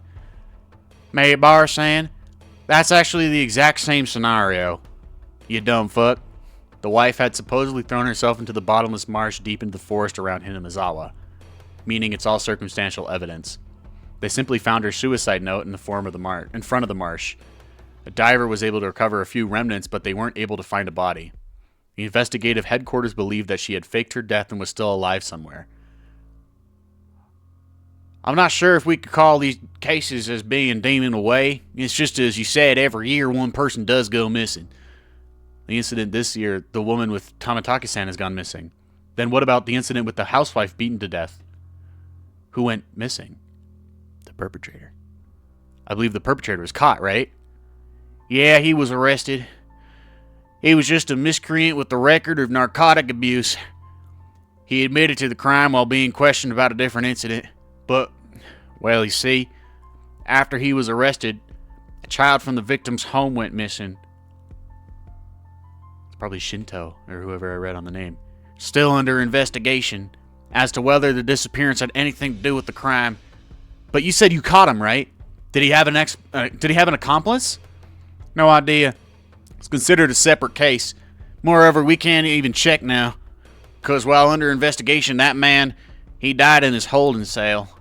He swallowed a spork and choked to death. It's not known whether it was an accident or suicide. Sounds like an accident. Meaning for the last 5 years, there's always one person who dies, and one who goes missing. That's about right. No, actually, I'm surprised as well. That's about right. No, actually, I'm surprised as well. I never realized they had that in common. Couldn't believe that this could help lead to the closing of these incidents. It was just something they had in common. Could it be that those demoned away have something in common? Oshi-san mumbled as he seemed to be thinking about it. So I summarized the events. The first year was the dam employee. Second year was the wife of the dam project supporter. Third year was the wife of the Shinto priest. Oh, wait. Oh, wait, never mind. Fourth year was the victim's family child, and the fifth year was the victim's girlfriend, I guess. Oh. They'll have some relation to the person who died. It doesn't seem like there's anything that connects them. With the exception of the first year, wives and girlfriends, those do stand out. It does seem like there are a lot.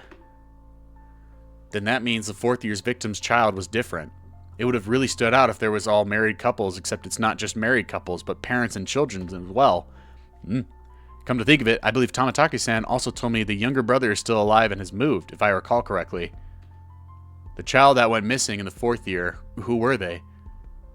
Apparently he was quite mature, 1 year older than you. His name was Satoshi Hoju-san. I knew it. Huh? Satoshi? I remembered that name. Didn't they tell me Satoshi transferred out last year? He was at your school up until last year. Didn't they tell you anything about him? Come to think of it, when I transferred in, I believe they said my seat belonged to a recently transferred student. Then where I sat once belonged to the one who was demoned away. It was his seat. I recalled the cold sensation that came from that desk. It made my hair stand on end. A string of mysterious deaths. No, Ryashiro-sama's curse. I now knew how it connected to me. The chilling sensation. It was the feeling of Ryashiro-sama's caressing the back of my neck. Ryashiro-sama's curse, huh? Could Ryashiro-sama's curse really exist? In all honesty, I was beginning to believe it. And I was scared. That was why I wanted to say it was a plot crafted by a man and not the work of a curse. But the more I dug into it, the less likely that seemed. No, the more I dug, the more mysterious it became. If I kept digging, eventually, I'd reach the point where I'd learn something I really shouldn't know. To either be none the wiser or to seek an answer I may regret. Which one would I be happier with? Maybe it'll be me next time. My execution could only be delayed for 1 year. That was when I remembered. Rena. Rena said she may be the next victim of the curse. You mean Rena Rugu? She transferred in last year and she's your classmate, isn't she? These incidents really might be a bit too disturbing for a girl. She's not just scared, is she? It wasn't that. She said it might be her next. She said it in a way that made me think she had a concrete reason behind it.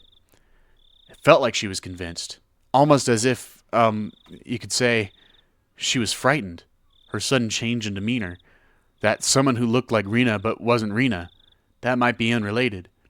All the strange things that I felt from Rena today came back to me. I see. Then I'll be doing a bit of investigating. I see. And I'll be doing a bit of investigating on this end. Please continue your observations of Rigu-san and Mayabara-san. Are you asking me to keep Rena under surveillance? That's not what I mean, Mayabara-san. I just want you to watch out for your friend so she doesn't end up the next victim. At that moment, just my mouth was agape because I was so impressed with his mature, clever way with words.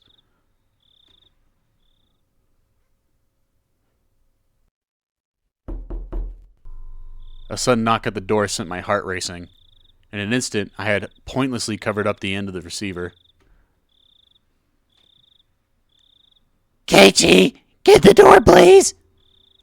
On the other side of the door, I heard my father's oddly upbeat voice. God damn it.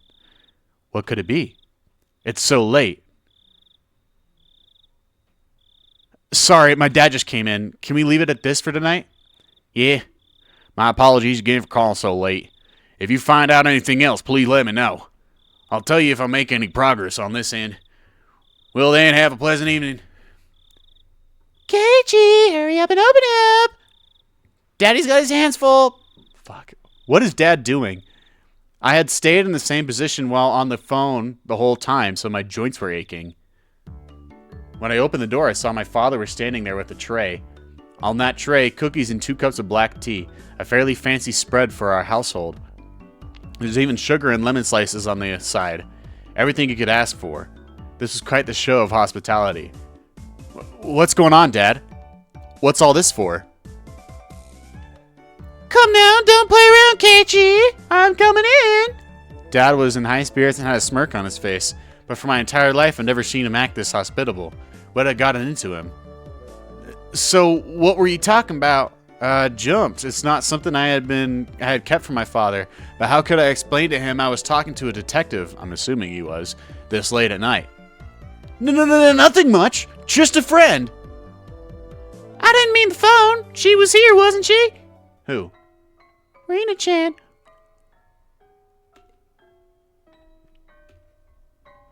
She wasn't here. Come now, don't try to keep it from me. She just came over to play. You two were chatting away, so I thought I'd bring some tea, but looks like I just missed her. I had no idea what Dad was talking about, but a cold sweat dripped down my back. How long were you talking? Rena-chan went upstairs about half after, so it was close to an hour, I guess. Oh, shit. You saw her come up to the second floor? Yeah, I did. I also told her that your room was the down door, the hall up to the stairs. Rena came to my house about an hour ago. Dad met her at the door and called out to me on the second floor. I probably didn't hear him because I was so focused on my conversation with Oshi-san. I didn't reply, but he knew I was in my room, so he had her come inside. Then told her my room was on the second floor. She thanked my dad and went upstairs. Then about an hour passed. She passed by my dad just as he was bringing up the tea and left. She came upstairs and about an hour passed. Then passed by my dad and returned home. Then, after she came upstairs and until she left, where was Rena? There's only a short hallway between my room and the stairs. Meaning, Rena had, for about an hour, in the hall. No, she couldn't have been standing in front of my door all that time. The door to my room wasn't particularly thick.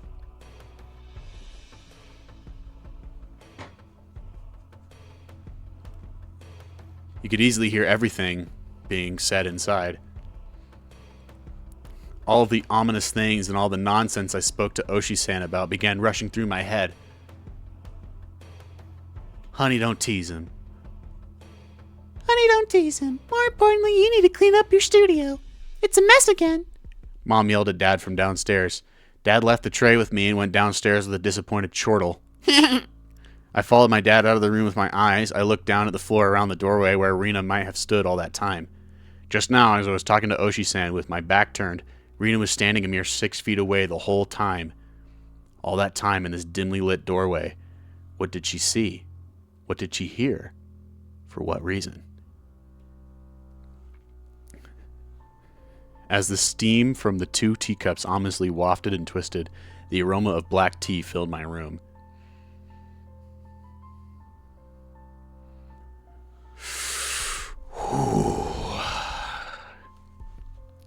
This is intense, bro. This is fucking intense. My hair's standing on end. I've received a new tip. Notice from the police chief.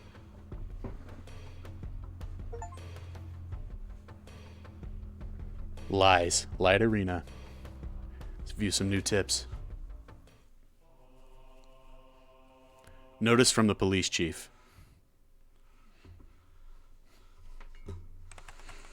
July 1st, 1982. To Departments 1 through 12, Prefecture Police Headquarters. Director General. To the Chief Constable of all faculty managers. Regarding case situated in the Hinamizawa village. Notice. As cases in Shishibone City, Hinamizawa village has been reported by certain sections of the mass media. It has drawn global attention, which is causing serious repercussions for the local residents. This has become a very serious situation. To protect the livelihood and prosperity of the residents, the following notice has been issued. 1. Designation of the following criminal investigations as classified. Okinami Station, 1982, cause number X. Hinamizawa village housewife murder, dated June XX. Okinama Station, 1982, case number X. Hinamizawa village student disappearance, dated June XX. Non-disclosure of information. Okinama Station, 1979, case number X. Hinamizawa village site, foreman murder, date June. Shira Station, 1980, case number X. Shira National Park felling incident, date June X. Okinama Station, 1981, case number X. Hinamizawa village Shinto priest wife disappearance, dated June X. Requesting self-restraint from each organization concerning the release of sensitive information. Please see attached reference materials 1, 2, and 3. Management, Prefecture, Police Headquarters. Internal line, XXX. X. Police Officers Department, XXXXX. XXX.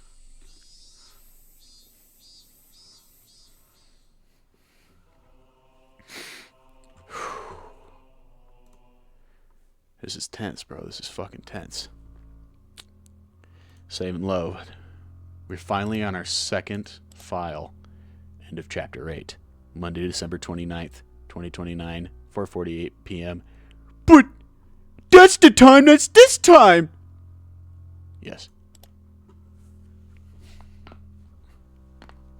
Whew.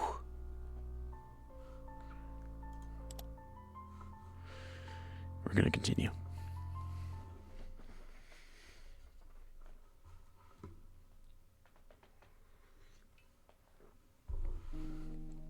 Weariness and a headache. Not a very nice way to start the day. This music is beautiful. What's wrong, Keiichi? You don't look so well. When did you go to sleep? Seemed that my mom had noticed my sullen state. Yesterday I kept on waking up in the middle of the night. Without a doubt I felt a presence. I felt the presence of someone standing in front of my door. I told myself repeatedly that it was my imagination and forced myself to try and sleep. Except, not being able to stand it, I gathered up my courage and opened the door. Of course there wasn't anyone there. I think I did this 3 times throughout the night. Or maybe I just didn't remember doing it any more than that. Even though I was able to get to the breakfast table without incident, I still didn't feel at ease. It might be a cold. I don't really have an appetite. Oh, I don't know. It might be a cold. I don't really have an appetite. My, you seem a little warm. Well, can you make it to school? Technically, I did go to school, but it was mostly self-study. It wouldn't matter if I missed a day, would it? Could have been that I hadn't been feeling well for the last few days because I really did have a cold. If I took some medicine and got a good day of rest, I might be able to greet everyone with a smile tomorrow. Startled, I looked back and forth between the entrance and the clock. It was 10 minutes later than I usually met up with Rena. It was Rena. Rita-chan came to get you. What are you going to do? Are you going to take the day off? Rena was a good girl. Stop saying that. She might be somewhat quirky, but she was certainly cute. The lunches she made were delicious, and she always looked out for me. Why should I be so scared of something like that? It wasn't Rena's fault. It was probably mine. It had to have been my cold. I just had to be. I'll rest. Sorry. Then I'll go send her off for you. Mom headed off to the door. I would have to pass by the entrance to get back to my room. I didn't have the nerve to meet with Rena, so I wrapped myself in a blanket on the sofa and closed my eyes. I was so sleep deprived, I quickly fell into a deep slumber. It's crazy. My mom would never let me just sleep. If I said I was sick, I had to go to school. I had only intended to lie down for a bit, but it was almost noon when I woke up. I called out to my parents, but they didn't seem to be around on the table. I found lunch prepared and a note. Mom and Dad had apparently driven off to somewhere far away. It likely had to do with Dad's work. This happened every so often, so it wasn't that unusual. They would probably be back sometime after dinner. On the note it said, The insurance card is in the cabinet. Take it and go to the hospital. There is also a well-drawn map to the hospital. That's right. I hadn't been there before, so I didn't know exactly where it was. I had a light lunch, although it really was just leftovers from the morning, and just in case went to the hospital.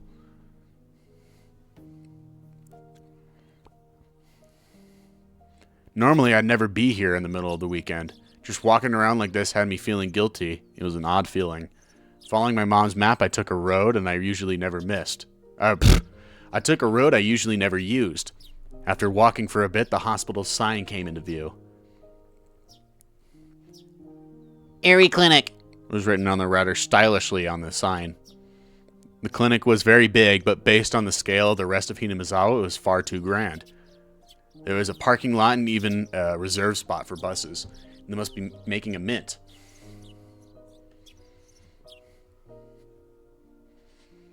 I spaced out in the air-conditioned waiting room until it was my turn to be seen. Ma'am Arson, please make your way to the examination room.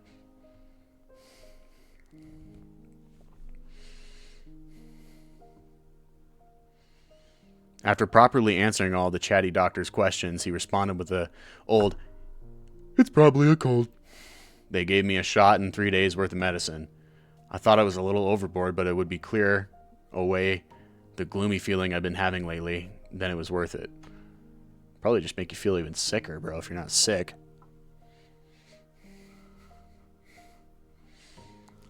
I settled the bill and took a quick trip to the washroom. As I was leaving, I overheard a conversation between some elderly people who seemed to be regulars at the clinic. Of course, I had no intention of eavesdropping, if it just wasn't for that word. Must have been an Onikakushi. I wonder. She was still pretty young. Might have just eloped. With whom? That man from Tokyo who visits every season. That young one with the big camera. Didn't you know they were getting along pretty well? Well, they were talking about Tamataki-san. I could feel my ears perking up. I didn't know about that, but you have to make preparations before you elope. Leave a note or quit their job or something. It's an employment because I didn't leave a note or message. The thought that I'll never see that young nurse's face again makes me rather sad. Takano-san is an upstanding young woman. She'll be fine wherever she goes. Her name is Takano-san. That woman was Takane-san, and she worked at this clinic? Urashiro-sama's shadow was following me everywhere I went. I started listening more closely, but they began talking about fishing, and it didn't seem like they were going to revisit the topic. I gave up and left. Thus, even though I was separated from the daily monotony of school, I wasn't able to escape from Urashiro-sama's shadow. But of course, Urashiro-sama was the guardian deity of this place, of Hinamizawa. As long as I was in Hinamizawa, I wouldn't be able to escape.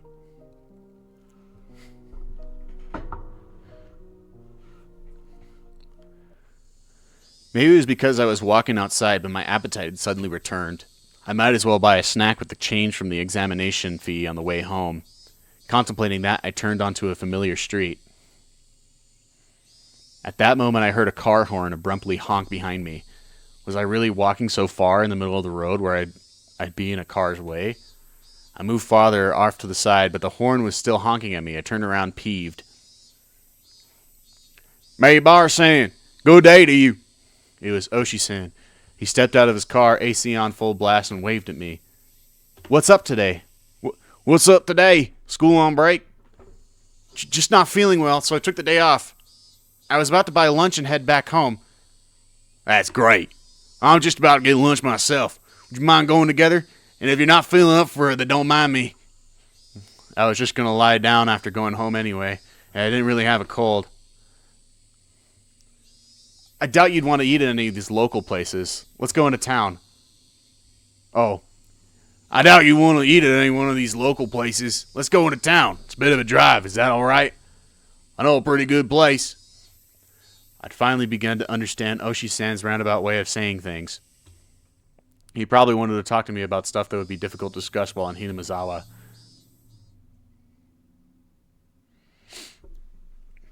Listen, kids.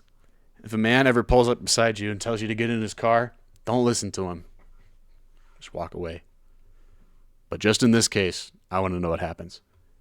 I went at Oshi-san riding in his frigid car. It was almost as if the bright sunlight outside was a lie.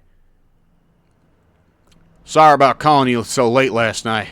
Did your parents get angry at you? No. I recalled Rena, who had been listening to the phone conversation all the time, separated from me just by the door. Even now, in the brightness of the sunlight, the thought still creeped me out. With a big bump that jolted the car, the road connected to the city changed from dirt to pavement. My head swiveled back with a sudden realization. That's right. This was where Tamatake-san died.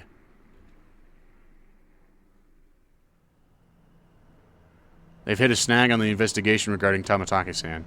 Oh. They hit a snag on the investigation regarding Tamatake-san. Oshi-san spoke with peering at me from the corner of his eye. They believed he was called by hallucinogens, given how he was clawing out his own throat. But a drug that could cause that to happen so suddenly is extremely hard to come by. Bear in mind, of course, the autopsy was done with that premise in mind, but we didn't find any leads. You know that thing you see in comics all the time? Where there's a drug, if you put it in them, it doesn't leave any traces? It exists. Succinylcholine or something or other. Well, it's pretty common, but you see, there doesn't seem to be any kind of drug that would cause Tamatake-san to react like that. Then, you're saying the police concluded Tamatake-san just died from the curse. I couldn't help but feel the police were worthless. I just wanted the idea of a curse to be disassociated from Take-san's mysterious death. Unfortunately, that's just how it looks right now. But putting aside the cause of death, without a doubt, he was surrounded by a group of people and had taken a beating before he died. Oh, okay. So that's why. That's why they think it wasn't just a hallucination. That was no curse, but an incident that unquestionably involved other humans. That made me a bit relieved. Oh, what are you talking about? That does not make me relieved at all, bro. We passed in front of the rather desolate but still busier than Hinamizawa train station. The car pulled into a restaurant parking lot and I followed Oshi-san into the shop. It was pretty crowded, but there was only a jolts at this hour. Of course, they wouldn't be children in here in the middle of the weekday. 2, please. Non-smoking. This way, please. Oh. This way, please. When you're ready to order, please call me over. We were led by a peculiarly dressed waitress to our table. I sat with Oshi-san in the booth. So, what do you think? Aren't the waitress outfits here cute? You're disgusting. Huh? Well, I guess. This shop is always quite busy. It's more about the waitress than the food, you see. Uh-huh. Oshi-san, you're leering. Am I really? Disgusting.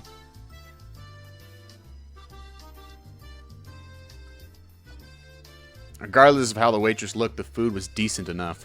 Finishing our meals while talking about some inane topic, Oshi-san's after-meal cup of coffee arrived at the table. Yesterday we talked about Hinamizawa's past, didn't we? Yeah, it was the village of man-eating demons or something like that. I didn't know much about it myself, so I asked my grandmother about it this morning. Oshi-san took out the notepad that was stuffed into his breast pocket. Turns out that Hinamizawa used to be called Onigafuchi, or Ogre's Abyss. Onigafuchi? That's quite the name. The name's still around. The marsh where the Shinto priest wife drowned herself is still called Ogre's Abyss. It's said that the depths of that marsh connected a realm with demons. Of course, nobody had told me anything about such an ominous marsh. And you see, it appears they were both feared and revered. Respect born of fear.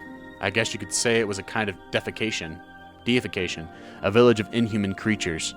Seems the demons were sinning or mountain-dwelling mystics of sorts, taking villagers with incurable illnesses into the Ogre's Abyss and healing them, for example.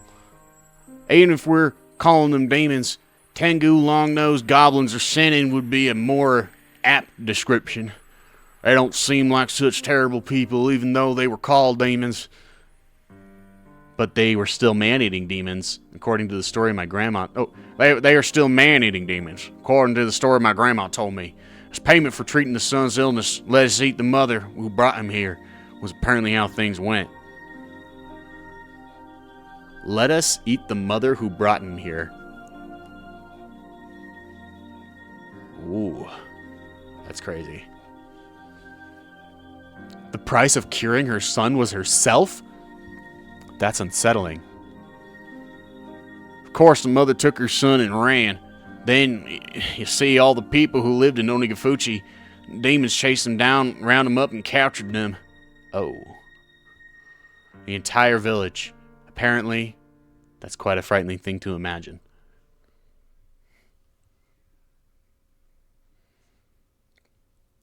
In the end, it seems both the mother and son were caught and eaten. The end. There's a problem with this story. Yeah, it's sad. Both witnesses in this story were eaten, so nobody would be able to tell the tale.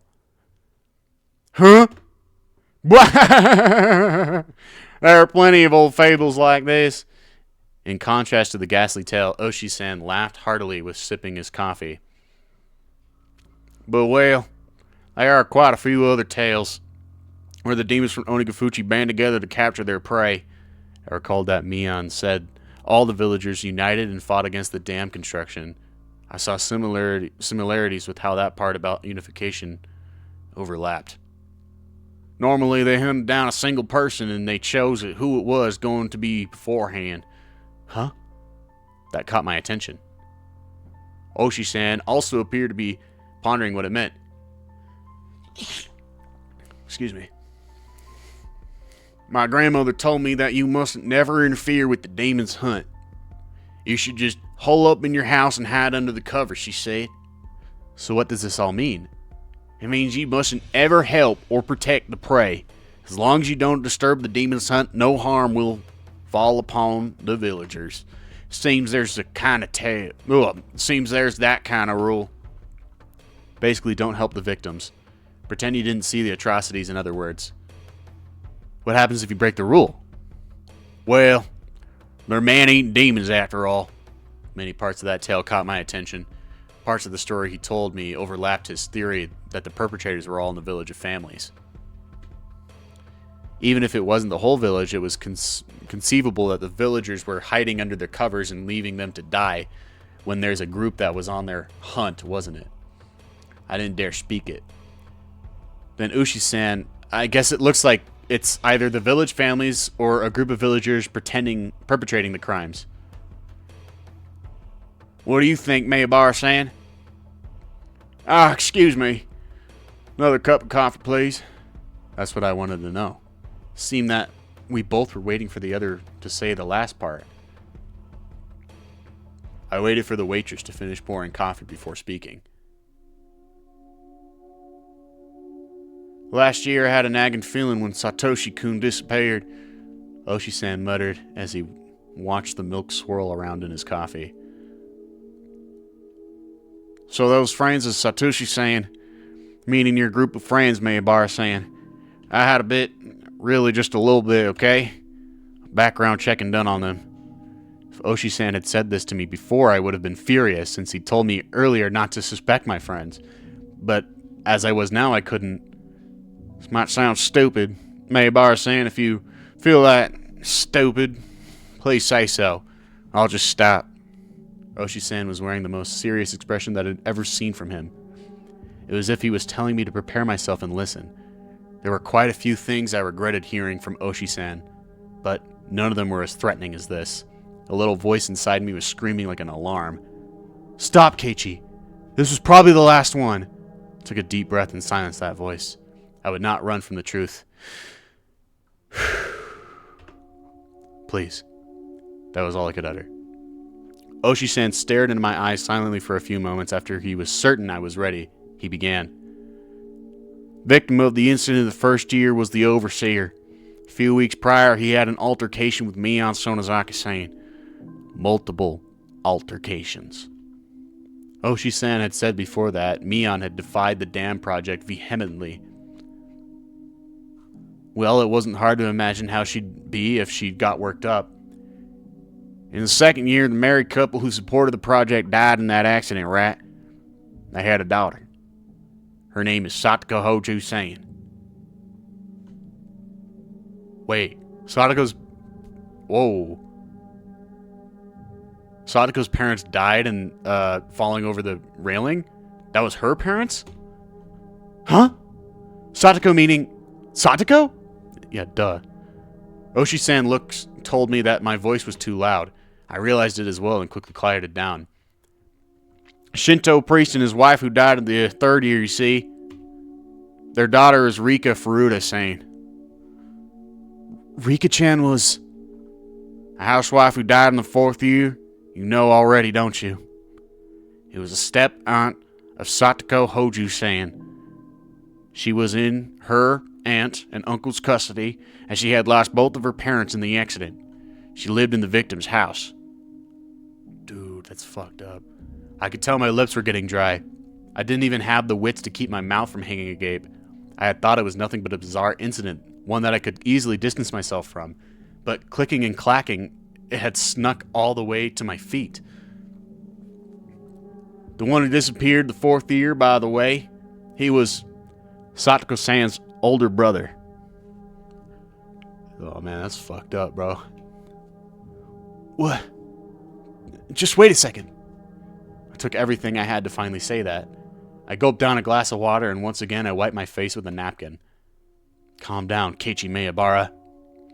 But Oshi-san was relentless. Instead of waiting for me to finish sorting out my feelings, he started speaking again. The last of the things I shouldn't have heard.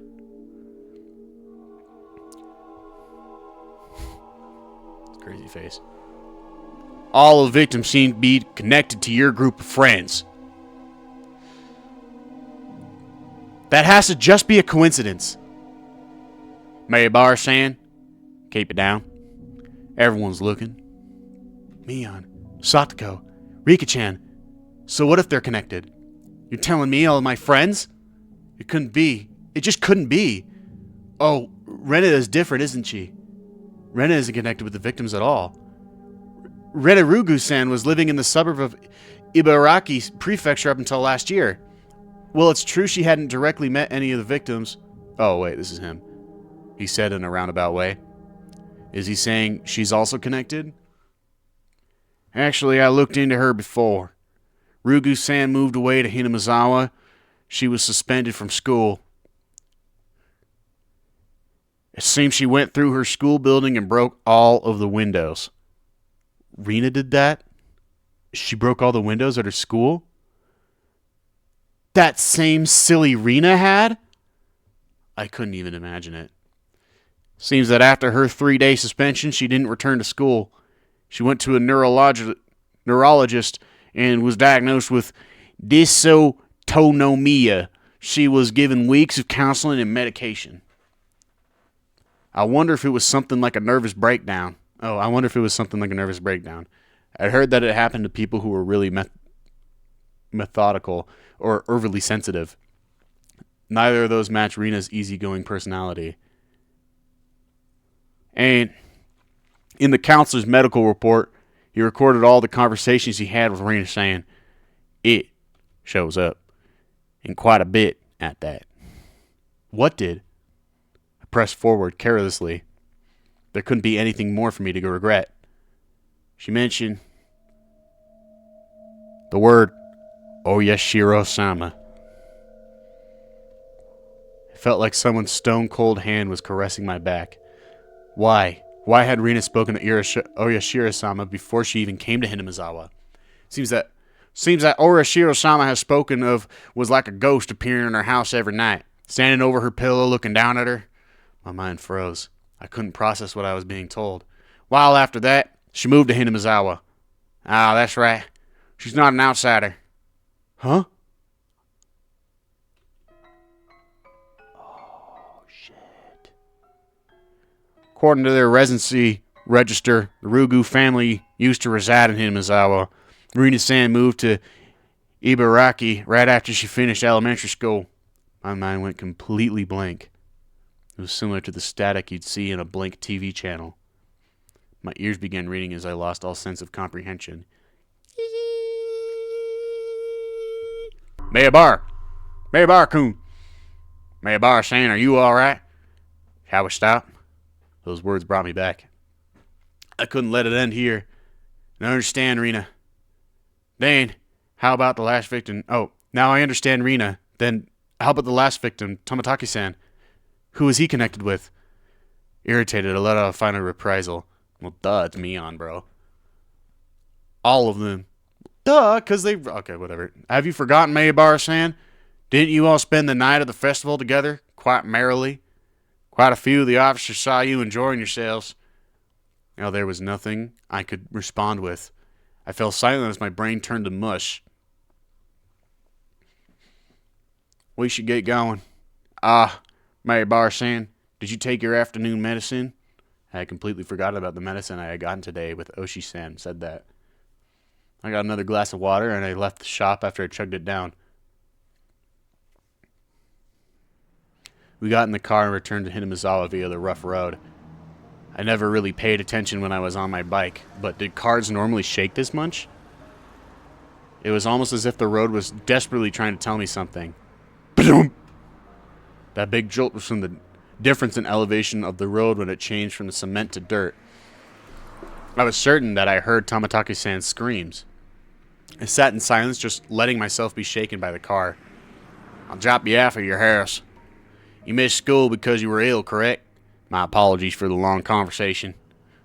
Why did you talk to me? I blurted out the question. Really, just blurted it out. I didn't expect an answer.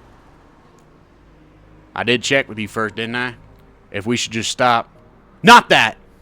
Why did you reach out to me? I understood quite well that Oshi-san was investigating this string of suspicious incidents. But why was he telling me all this? I knew nothing, but I couldn't help. Everything Oshi-san spoke of was news to me. First of all, what could I have just moved here? No. By chance, if there was a reason for Oshi-san to reach out to me, then it would have to be that I looked suspicious to Oshi-san as I was part of Mion's circle of friends. I'm retiring this year. I plan on moving away after retiring as my grandma wants. So while I'm still on the case, I want to bring the truth behind this incident to light. So Oshi-san, you suspect them, don't you? All of them. Oshi-san didn't really give a response. Felt a little late, but I thought it was his way of showing a bit of consideration for my feelings. This is mostly my intuition from 30 years on this job. Mayabar-san, you're the one in danger. Huh? I wanted to reply with, that was absurd, but in my downtrodden state, I couldn't bring myself to say it. I'll be retiring this year, so I won't be at the Watanagashi next year, so I want to settle things. In other words, he was insinuating that on the next Watanagashi, I might be the victim. I've been warned by the chief as well. Each incident in the string of cases has been solved, so don't bring it up again, or so I was told. This is the pressure that I'm facing. Pressure from what? Someone in Hinamizawa. We've arrived.